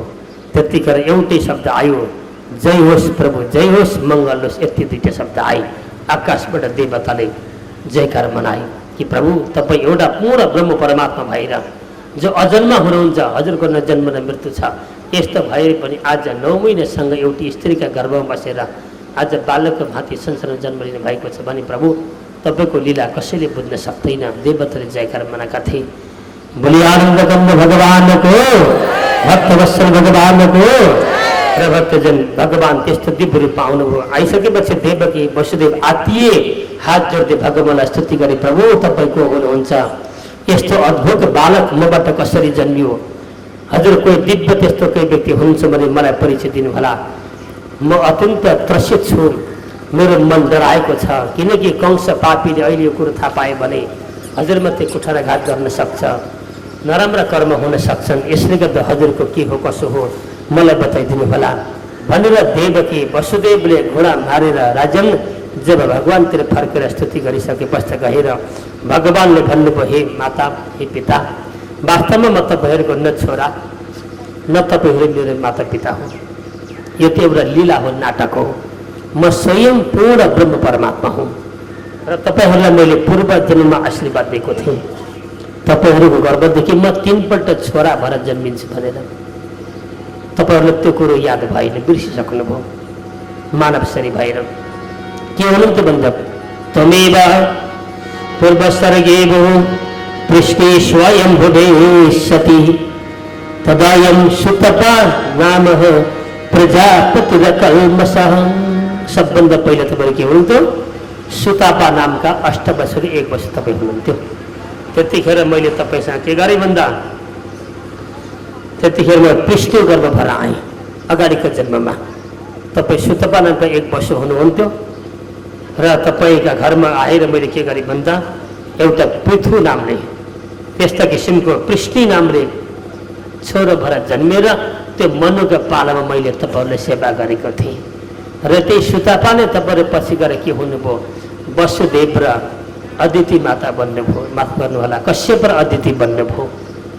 र त्यतिखेर म यही हुँ वामन भएर गएको थिएँ र बलिबाट 3 पाले पृथ्वी मागेर तपाईँका सन्तान स्वर्गका देवताहरूलाई स्वर्ग दिलाएको थिएँ मैले। र अहिले तपाईँहरू उही कश्यप र अदिति नै अहिले वसुदेव र देवकी बन्नुभएको छ।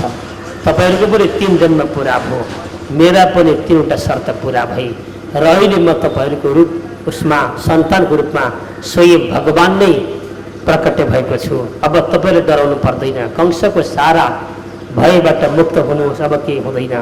धर्मको रक्षाको निमित्तमा आएको भन्दै भगवानले सबै परिचय दिनुभयो, विधि सिकाइदिनु भयो। र पिताजी अब मलाई यहाँ नराख्नुहोस्, तपाईँ मलाई बोक्नुहोस्, एउटा केहीमा लिएर जानुहोस् जमुना पारी गोकुलमा जहाँ नन्द बाबा बसेका छन्।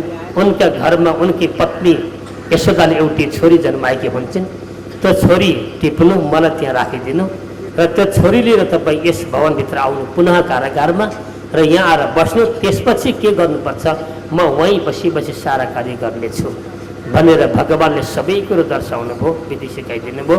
र म अब साधारण बालकमा आइदिन्छु, बालक जस्तो भइदिन्छु। म बोल्नेवाला छुइनँ, अब बोल्दिनँ, मेरो बोली आउँदैन। अब जसरी संसारको मानिसका सन्तान बालक रूपमा बोल्दैन त्यस्तो भइदिन्छु भनेर भगवानले तक्षण आफ्नो रूपलाई बदलिदिनु भयो, एउटा सानो बालक बनिदिनु भयो। वसुदेवले ती कुरा ध्यानसँग सुन्नुभयो, बोक्नुभयो, ढाकीमा भक्तजन लिएर जानुभयो। डोका आफै खोले, पल्लामा गयो त्यो बन्द हुन्छ, त्यो खोल्छ, पल्लामा गयो पल्लो खोल्छ, त्यो बन्द हुन्छ। पाले सबै सुतेका छन्, आनन्द मस्त घोर निद्रामा छन्, कसैलाई थाहा छैन। नदीमा पुग्नुभयो, यमुना नदीमा पुग्ने बित्तिकै नदी बढेर आएको थियो, भदौको बेला बाढी आएको थियो। नदी यमुना भनेकी भगवानको सुधा पत्नी हुन्। पत्नीदेखि मेरा परम पुरुष परमात्मा आउँदै हुनुहुन्छ, उहाँको चरणको पक्षाले म गर्छु, धुन्छु। बढेर आइन्, भगवानले थाहा पाउनुभयो यति कमरा पानी आइसक्यो। भगवानले विचार गर्नुभयो मेरा पितालाई कष्ट हुन्छ, मेरा कारणले मेरी पत्नीमा नसकेर धन्न भयो। भगवानले पछाडिबाट गोडा झापिदिनु भयो, नदीमा गोडा चुप्पी बालकको नदी स्याप बस्यो तल। वसुदेव गई मागे, रातिको समय 12 को 12 बत्ती भक्तजन त्यहाँ 12 बजे 1 मिनट कति गएन, प्रकृति ठ्याप्प बन्द त्यतिखेर। उहाँ पुग्ने बित्तिकै यशोदा मैयाले एउटी छोरी जन्माकी रहेछन्, प्रसव पीडाले घोर निद्रामा थिइन्। उनलाई थाहा थिएन मैले के जन्माएँ, के जन्म मबाट उनलाई थाहा हुन सकेन। वसुदेवले थाहा नपुगेन त्यो सन्तान सडक त्यहाँ राखिदिए। त्यो छोरी टपक्क टिपे लिएर आए। आए रातिको 12 बजे कारागारभित्र प्रवेश गरे। त्यहाँबाट हिँडेको भक्तजन 2.5 घन्टा गाडीको बाटो, पैदल गएर कति घन्टा मान्छे आयो होला विचार गर्नुहोस्। 2-2.5 घन्टा लाग्छ मथुराबाट गोकुल जानको लागि। त्यतिको बाटो पैदल हिँडेर आइपुग्दा 12 बजे हिँडेका मान्छे 12 बजे आइपुगे भने प्रकृतिको गति बन्द छ। त्यतिखेर भित्र प्रवेश गरे बित्तिकै चाहिँ बालक रुन सुरु गर्यो। त्यो बालक रोइन्, बालिका चिच्याइन्। चिच्याएपछि मायाले छोपो, मायाको पर्दा हटो, पाले उठे, सन्देश दिए कंसलाई। कंस दौडेर आएर यसो हेरे, सन्तान जन्मेको छ, अघि अष्टम गर्भ। दौडेर भित्र गयो। भित्र गइसके पश्चात गएर कंसले हातबाट फुत्त त्यो सन्तान खोसे। हे पापी, तँलाई मार्नको लागि मैले कति वर्ष तप गर्नु पर्यो, प्रतीक्षा गर्नु पर्यो।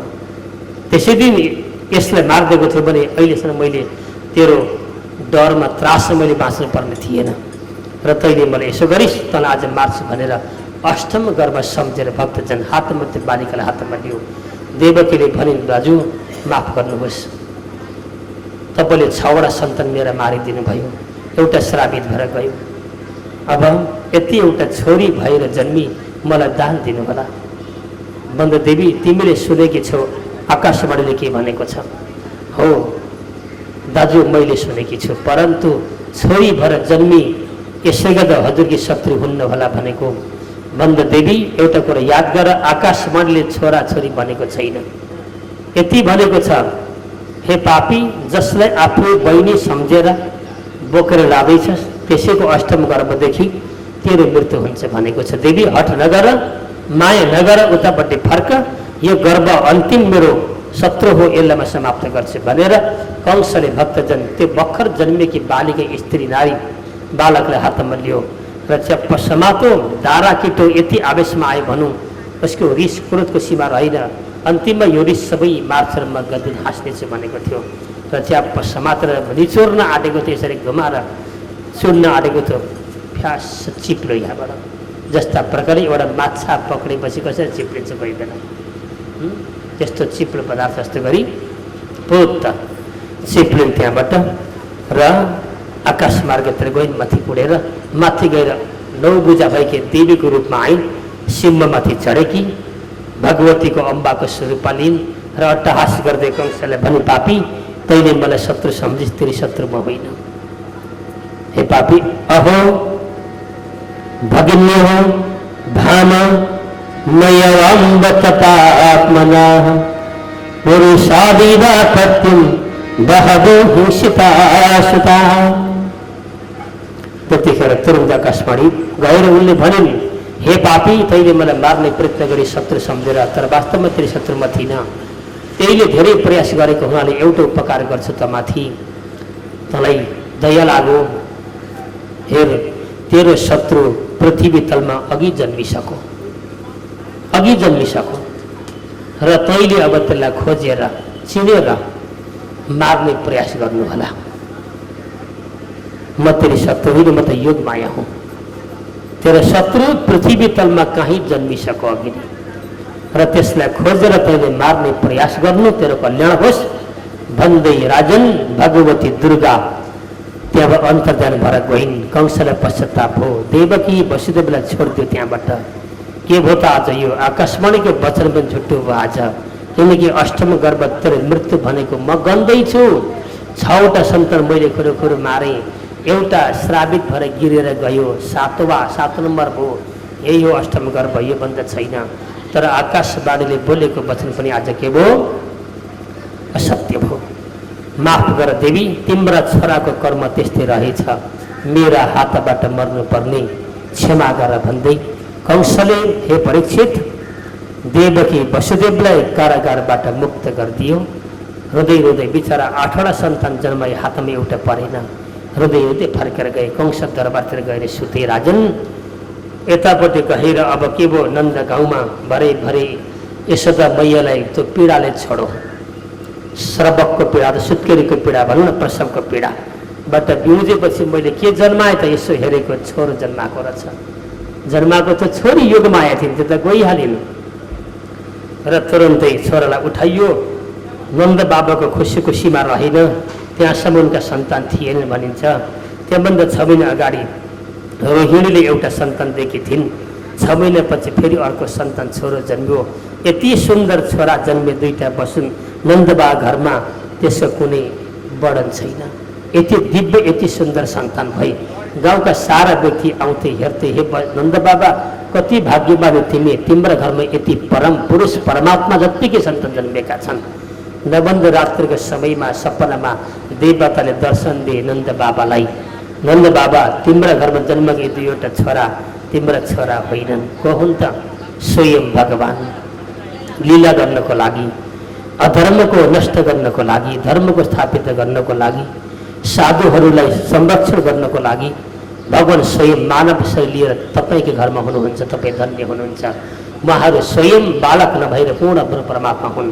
यस्तो दर्शन देवताले रात्रि सपनामा नन्दबा छक्क पर्नुभयो। हे प्रभु, म माथि कत्रो कृपा छ, हजुरका कृपाको पात्र त म थिइनँ। मैले के त्यस्तो तपस्या गरेको थिएँ, कुन पुण्य कर्म मैले गरेको थिएँ, आज मेरा घरमा स्वयं ब्रह्म नै पुत्रको रूपमा आइदिनु भयो।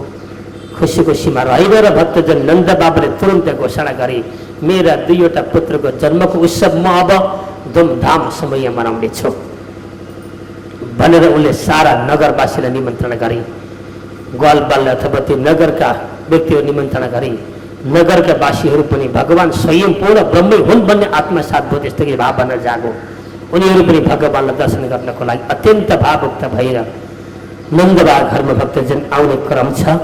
र हाम्रो पनि एउटा सानो भक्तहरूले सानो झाँकीको स्वरूप भनौँ न, भगवानको स्वरूप हामीले तयार गरेका छौँ।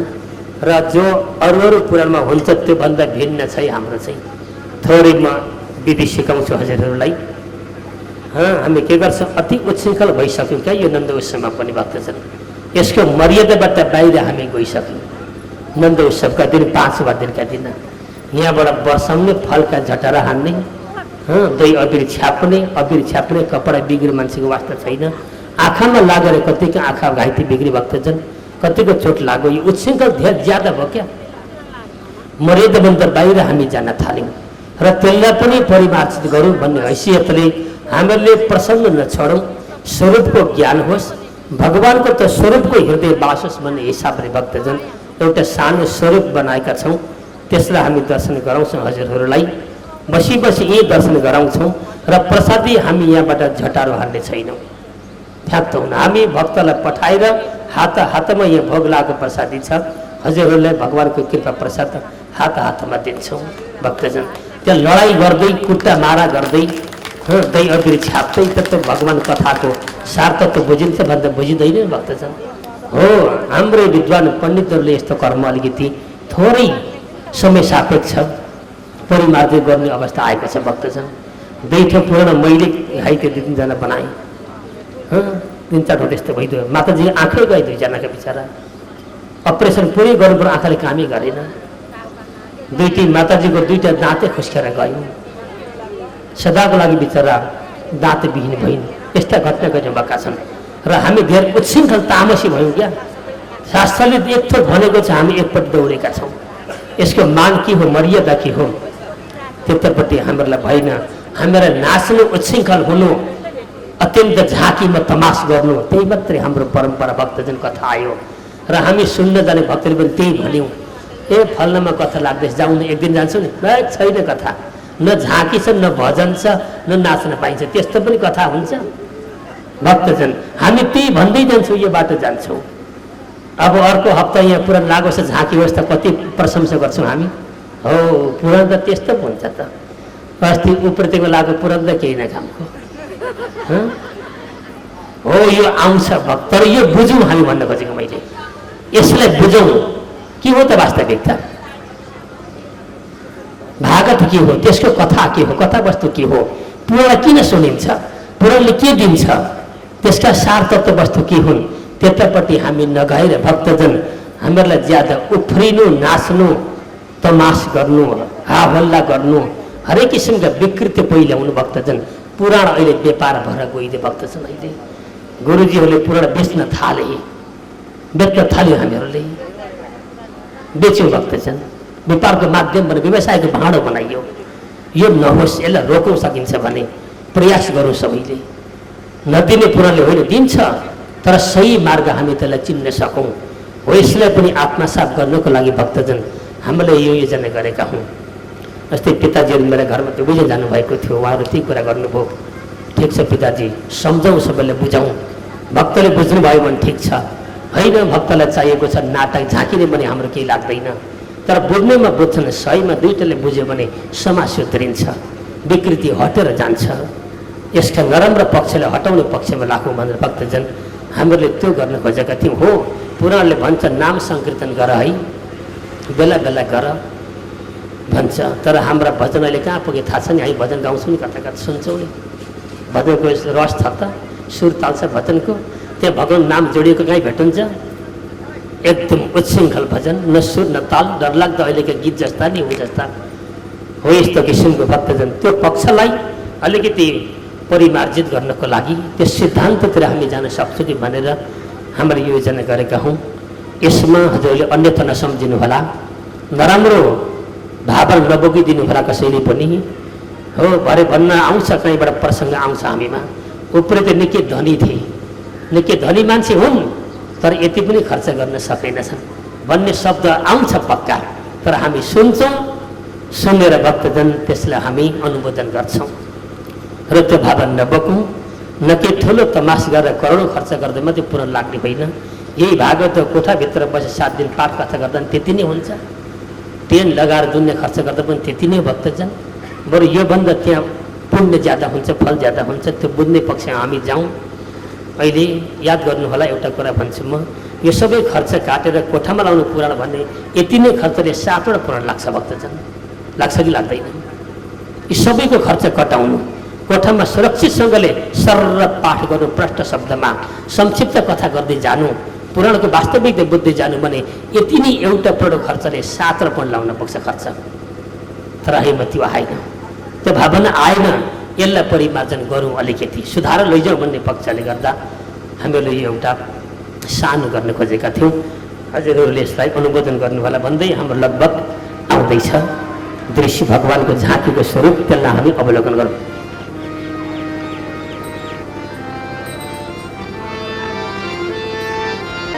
नारायणको शरणमा लौ पर, नारायणको शरणमा, नारायणको कृपा नभए मुक्ति पाइँदैन, नारायणको कृपा नभए मुक्ति पाइँदैन। वैकुण्ठमा जाने असल बाटो भेटिँदैन, वैकुण्ठमा जाने असल बाटो भेटिँदैन। जिन्दगीको कोही छैन भर, नारायणको शरणमा लौ पर, जिन्दगीको कोही छैन, नारायणको शरणमा लौ पर, नारायणको शरणमा लौ पर। नारायण छौ केही जन्म साथमा, एक्लै आउँछौ एक्लै जान्छौ केही जन्म साथमा। जिन्दगीको कोही छैन भर, नारायणको शरणमा लौ पर, जिन्दगीको कोही छैन भर, नारायणको शरणमा लौ पर, नारायणको शरणमा लौ पर, नारायणको शरणमा लौ पर। हाम्रो भावमा गएर भगवानको भक्ति जाग्न सकौँ। हो, भगवानको स्वरूपलाई हामी के गरौँ भक्तजन, घुमौँ, सबैले वरिपरि घुमाइदिए पर सबैले दर्शन गरौँ। हजुरले ती बसी बसी भगवानको नमन गर्नु होला। परम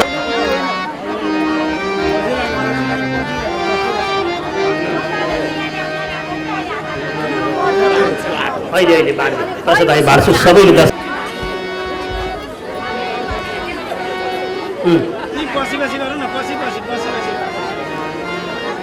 हो त्यो राखेर सबैले पूजा अर्चना गर्नुको लागि एकपल्ट संक्षेपमा।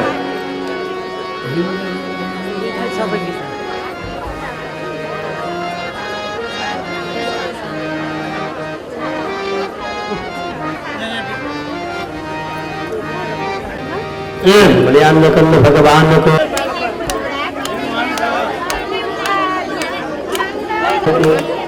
दयानंद भयो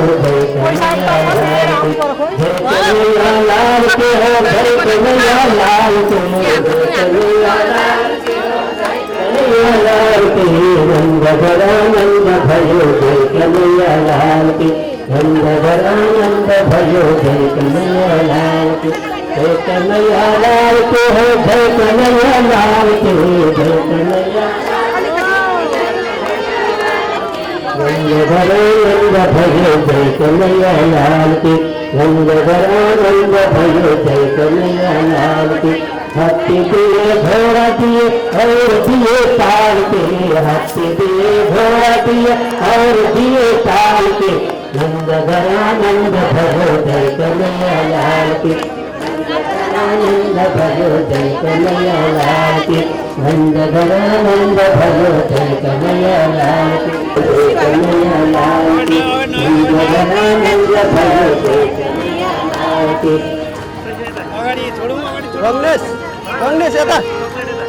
कांग्रेस येता हेर न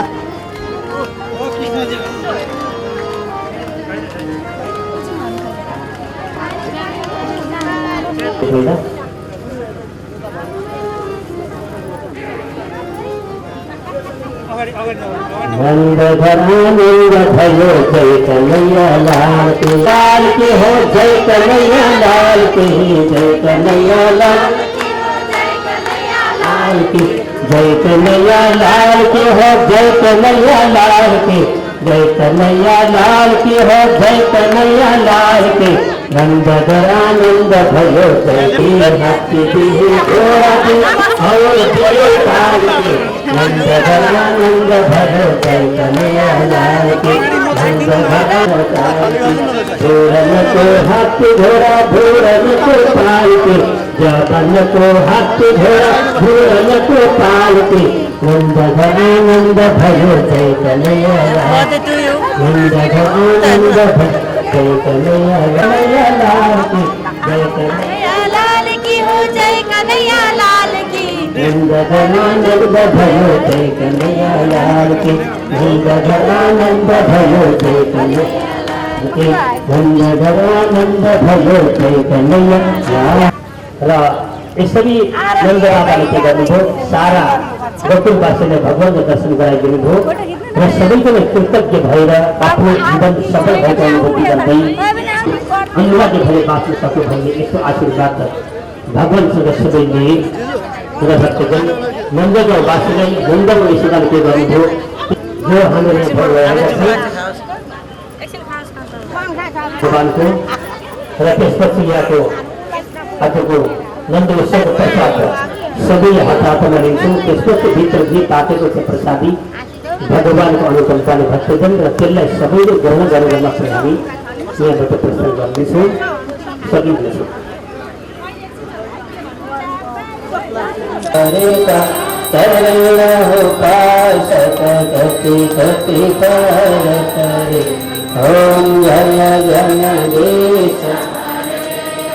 मन को थालो हर प्रेम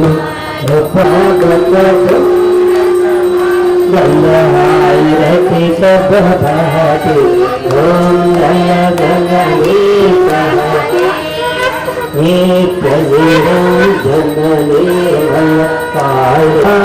कालकि मय सुख राशि ओम जय जगदीश हरे सृष्टि स्थिति नियंत्रणा हरे प्रभु सज्जन हितकारी शरण शरण प्रभाहो शरण शरण प्रभाहो प्रभु भग भय हरे ओम जय जगदीश हरे जगदीश हरे प्रेम सहित सुधारति जन नित्य जन प्रभु दर्शन नित्य जन दिन दिन निर्मल बंदे प्रतिदिन पावन बंदे भव सिंधु तयो ओम जय जगदीश हरे भोले नमामि शंकर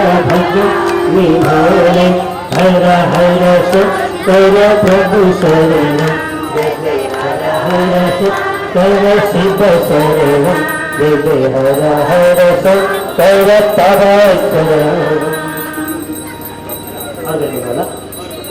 सदा वसन्तं हृदयारविन्दे भवं भवानि चैतन्यनानि जातो नैगमजाथाय देवनं करुणायतः तस्मै देवाय सत्याय सगुणाय जय कन्हैया लाल की चिदानंदरूपाय विष्णुपतिवितरे तापप्रतिनाशाय कृष्णाय काहेन वाचा मनसेन्द्रियर्वा विद्वत्तमनत्वा प्रकृतिस्वभाव करोमि यद्यत् सकलं परस्मै नारायणाय समर्पयामि सर्वे भक्तमानसन्नः देहनाथमहिमानससङ्गः यत्र पूर्वे साध्याः सन्ति देवाः मन्त्रपुष्पाञ्जलिं समर्पयामि श्रीमहागणाधिपते नमः ओम श्री लक्ष्मी नारायण नमः ओम श्री पुराणप्रसिद्धभाय नमः श्री भगवते शिवाय नमः ओम सतमस्तकमणि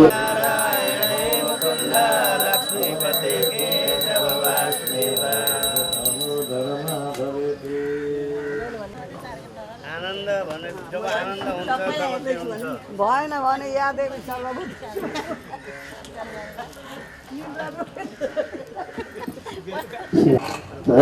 परमात्मने नमः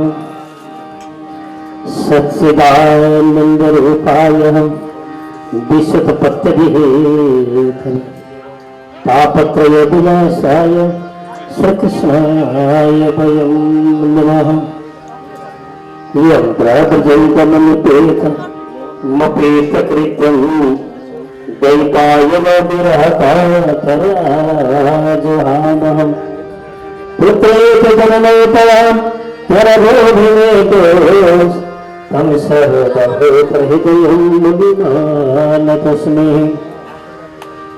माद्री प्रपन्नपशपाश विमोक्षणाय मुक्तम् न्यायेन मार्गेण महेशः गौब्राह्मणेभ्यः शुभमस्तनित्यं लोकाः समस्ताः सुखिनो भवन्तु कारुण्यसिन्धुं सजनैकबन्धुं कैशोरकेशं कुमनीयकेशं कालिन्दीकेन कृतरासगोष्ठीः सर्वेश्वरं तं शरणं प्रपद्ये नमस्तस्मै भगवते कृष्णाय तन्मेतसे राधधरा सिन्धो नमो नित्यविहारिणे राधकृष्णस्वरूपं वै कृष्णराधस्वरूपिणे कलात्मनं मुकुन्दस्तं गौरूपं सदा भवे देवेन्द्रमौलिमन्दार मकरन्दकरारुणः विघ्नहरन्तु श्रीराम कृष्णपादाब्जैर्नवर्गनो सुखदो राधिका कृष्ण भजहं मुकुन्दगामिनो गुरुर्ब्रह्म गुरुर्विष्णु गुरुदेव महेश्वरः गुरु साक्षात् परं ब्रह्म तस्मै श्री गुरवे नमः अखण्डमण्डलाकारं व्याप्तमेन चराचरं तत्पदं दर्शितं येन तस्मै श्री गुरवे नमः दानसकल्पतरुभ्यश्च कृपसिन्धुभ्येव च पतितानं पावनेभ्यो वैष्णवेभ्यो नमो नमः श्रीमतं च समारम्भं निम्नभास्करमध्यमाम् अस्मत् आचार्यपर्यन्तं वन्दे गुरुपरम्पराम् ध्यानमनगुरोरमूर्तिं पूजनमनं गुरुपदं मन्त्रमनं गुरुवाक्यं मोक्षमनं गुरुकृपा सर्वे भवन्तु सुखिनः सर्वे सन्तु निरामयाः सर्वे भद्राणि पश्यन्तु मा कश्चित् दुःखभाग् भवेत्। भगवान को श्री भागवत भगवान को मोतिल गोत्र का समस्त पितृहरों को आज कत्त परिवार हरों को आज की आनंद को समस्त गुरु महाराज को प्रेम से बोलो जय जय श्री राधे श्याम। राइले श्रवण हामीले पाठ श्रवण गर्यौं उनी भगवान का दिव्य गाथाहरूको पितृलाई सुनाइयो भन्छौँ, तर पितृलाई सुनाएको होइन, भक्तजन भगवान्लाई सुनाएको हो। पाठ वास्तवमा पितृलाई सुनाउने होइन, तर हामी के भन्छौँ भन्दा भगवान् पितृलाई पाठ सुनाएको, तर होइन, जसको गाथा उसैलाई सुनाउनु पर्छ। कसैको बढाइ गर्नु पर्यो, उसैको सामान्य गर्नु पर्यो नि, परेन? हजुर यस्तो यस्तो महान, हजुरले यस्ता यस्ता काम गरिबक्सियो, उसलाई सुनाउँदा ऊ गदगद खुसी हुन्छ र उसले जे गर्नुभयो र आफ्नो स्वधाम जाने बेलामा सम्पूर्ण सबै सार तत्त्व एकादश स्कन्धमा गएर प्रिय भक्त आफ्ना परम सखा उद्धवलाई दिनुभएको ज्ञान छ, जसले हामी तत्त्व ज्ञान भन्छौँ, भागवती ज्ञान भन्छौँ, भागवत धर्म भन्छौँ, आत्मज्ञान भन्छौँ, सबै कुरो एकादश स्कन्धमा छ। र हो त्यो ज्ञान नै वास्तवमा श्रीमद् भागवतको ज्ञान हो, तर मार्नै प्रयत्न गर भनेपछि कंस छक्क परे। हे राजन, त्यतिखेर प्रभु यत्रो लाखौं करोडौं बच्चा मैले हत्या गराएँ, मारेँ भने यत्रो मार्दा यो बच्चा कसरी बचेर रह्यो त, कसरी बाँच्न सफल भयो? ती सबै मर्द त्यो कसरी छिपेर बस्यो त? नारदजीले भन्नुभयो, राजन त्यो कुरा मलाई थाहा भएन, तिमी आफै सोच, कसरी बच्यो, कसरी त्यसलाई मार्न सकिएन, त्यो आफै सोच। अब समय अत्यन्त थोरै छ, बलवान हुँदैछ, त्यो अहिले सानै छ, भर्खर 10-11 वर्षको हुँदैछ, तिमीले यही बेलामा मौका पर्यो भने उसलाई समाप्त गर्न सक्छौ भनेर हे परीक्षित, भगवान देवर्षि नारदजीले त्यो कुरा बताइदिनु भयो। कंस छक्क परे, हे प्रभु अब के गरौँ त, कसो गरौँ भन्ने बित्तिकै भगवान नारदजीले त्यसको विधि पनि बताइदिनु भयो। राजन, मार्ने विधि मसँग छ एउटा, सुन। अब तिमीले लुकेर छिपेर मार्न मिल्दैन, तिमी साहसी हौ, पराक्रमी हौ, वीर योद्धा छौ, यत्रो देश सारा संसार तिम्रो वशमा छ र तिमीले लुकेर छिपेर मार्दा तिम्रो काँतर त ठहरिन्छ। लुकेर छिपेर त दुब्लाले पनि बलियाले मार्न सक्छ भने पुरुषार्थ देखाएर राजन तिमीले मार्नुपर्छ। त्यसको निमित्त तिमीले कुनै एउटा यज्ञको आयोजना गर्नुपर्छ भन्दै नारदजीले बताइदिनु भयो। यसको निमित्त हे राजन, तिमीले अब के गर्नुपर्छ भन्दा एउटा धनुष यज्ञको आयोजना गर। धनुष यज्ञ भन्ने नाम राख, यज्ञको निमित्त सारा सबैतिर समाचार पठाइदेऊ र यज्ञमा तिमीले बोलाउनुपर्छ आफ्ना भान्जा आदिलाई, उनीहरू आउनेछन्। आएपछि तिमीले विशाल मल्ल युद्ध गराएर त्यो दैत्यलाई तिमीले मार्न सक्दछौ। भगवान देवर्षि नारदजीले राजन यस्तो कुरा बताइदिनु भयो। यहाँ परीक्षित नामका राजाले प्रश्न गर्नुहुन्छ, हे प्रभु, के भगवानको विरोधी हो त नारदजी? र भगवानले के वास्तवमा भगवानलाई मार्न खोजेको नारदजीले प्रश्न गर्नुभयो परीक्षित नामका राजाले। सुखदेव स्वामी भन्नुहुन्छ, राजन होइन, भगवानले त वास्तवमा दैत्य पक्षको त कंसलाई मार्न खोजेको हो, उसको मर्ने बेला आइसक्यो, यसले गर्दा उसलाई मार्ने योजना भगवानले बनाउनु भएको हो। नारदजीले राजन यसमा शङ्का नगर, भगवान हर क्षेत्रमा पुग्नुहुन्छ नारदजी र गहेर विभिन्न किसिमका भक्तको उहाँले उद्धार गर्नुहुन्छ। यसैको निमित्त देवर्षि नारदजीले के गर्नुभयो, कंस महाराजलाई हो त्यस्तो प्रकारले आफ्नो शत्रु त्यो हो भयो, यो उच्च जातको, यो निच्च जातको, यो पढेको नपढेको, यो गर्भको बालक, यो जवानी राजन मृत्युले भन्दैन। मृत्यु सबैका सामान्य बराबर लागेको हुन्छ। जतिखेर राजन बालक जन्मियो नि, जन्मिसक्दा मृत्यु पनि त्यहीँ जन्मिएको हुन्छ। मृत्यु र जन्म सँगसँगै हुन्छ। बालकका पछि पछि राजन मृत्यु दौडिएको हुन्छ। जतिखेर त्यो बालकलाई अप्ठ्यारो पर्छ, समय समाप्त हुन्छ, त्यतिखेर च्याप्प समात्छ, मृत्युले राजन लिएर जान्छ। हो, तपाईँले भन्नुभयो ठिक छ। राजन मनिषितम सम्यक तब स्वाबद्ध मार्जवम सिद्ध सिद्ध समन करियत दैवम ही फल साधनम। राजन, फल दिने वाला दैव छ, उसको अधीनमा हामी सबै छौँ। अज्ञानले नबुझ्नु अलग कुरा हो राजन, तर मान्छेले के भन्छ भन्दा कहाँ दैव दिएको, म थिएन भने आजै हुन्थ्यो, मैले गर्दा त्यो फल अनि दैवलाई दिएको भन्दा हुन्छ भन्छ। आफैले आफैलाई फलको दाता हुँ, फल दिनेवाले मै हुँ भन्छ राजन। मानिसले अभिमानपूर्वक यसरी सोच्दा छ, मैले खेती गरेँ अनि अन्न फलाएँ भन्छ। उसले खेती गरेका अन्न राजन कदापि फल्दैन। हो, रोप्ने कर्तव्य रोप, उसले पानी लगायो, मलजल बिउ गर्यो, अन्तिममा त्यो अन्नभित्र राजन दाना लगाउने अधिकार त्यो किसानको छैन, उसले सक्दैन, हर समय उसले कदापि सक्दैन।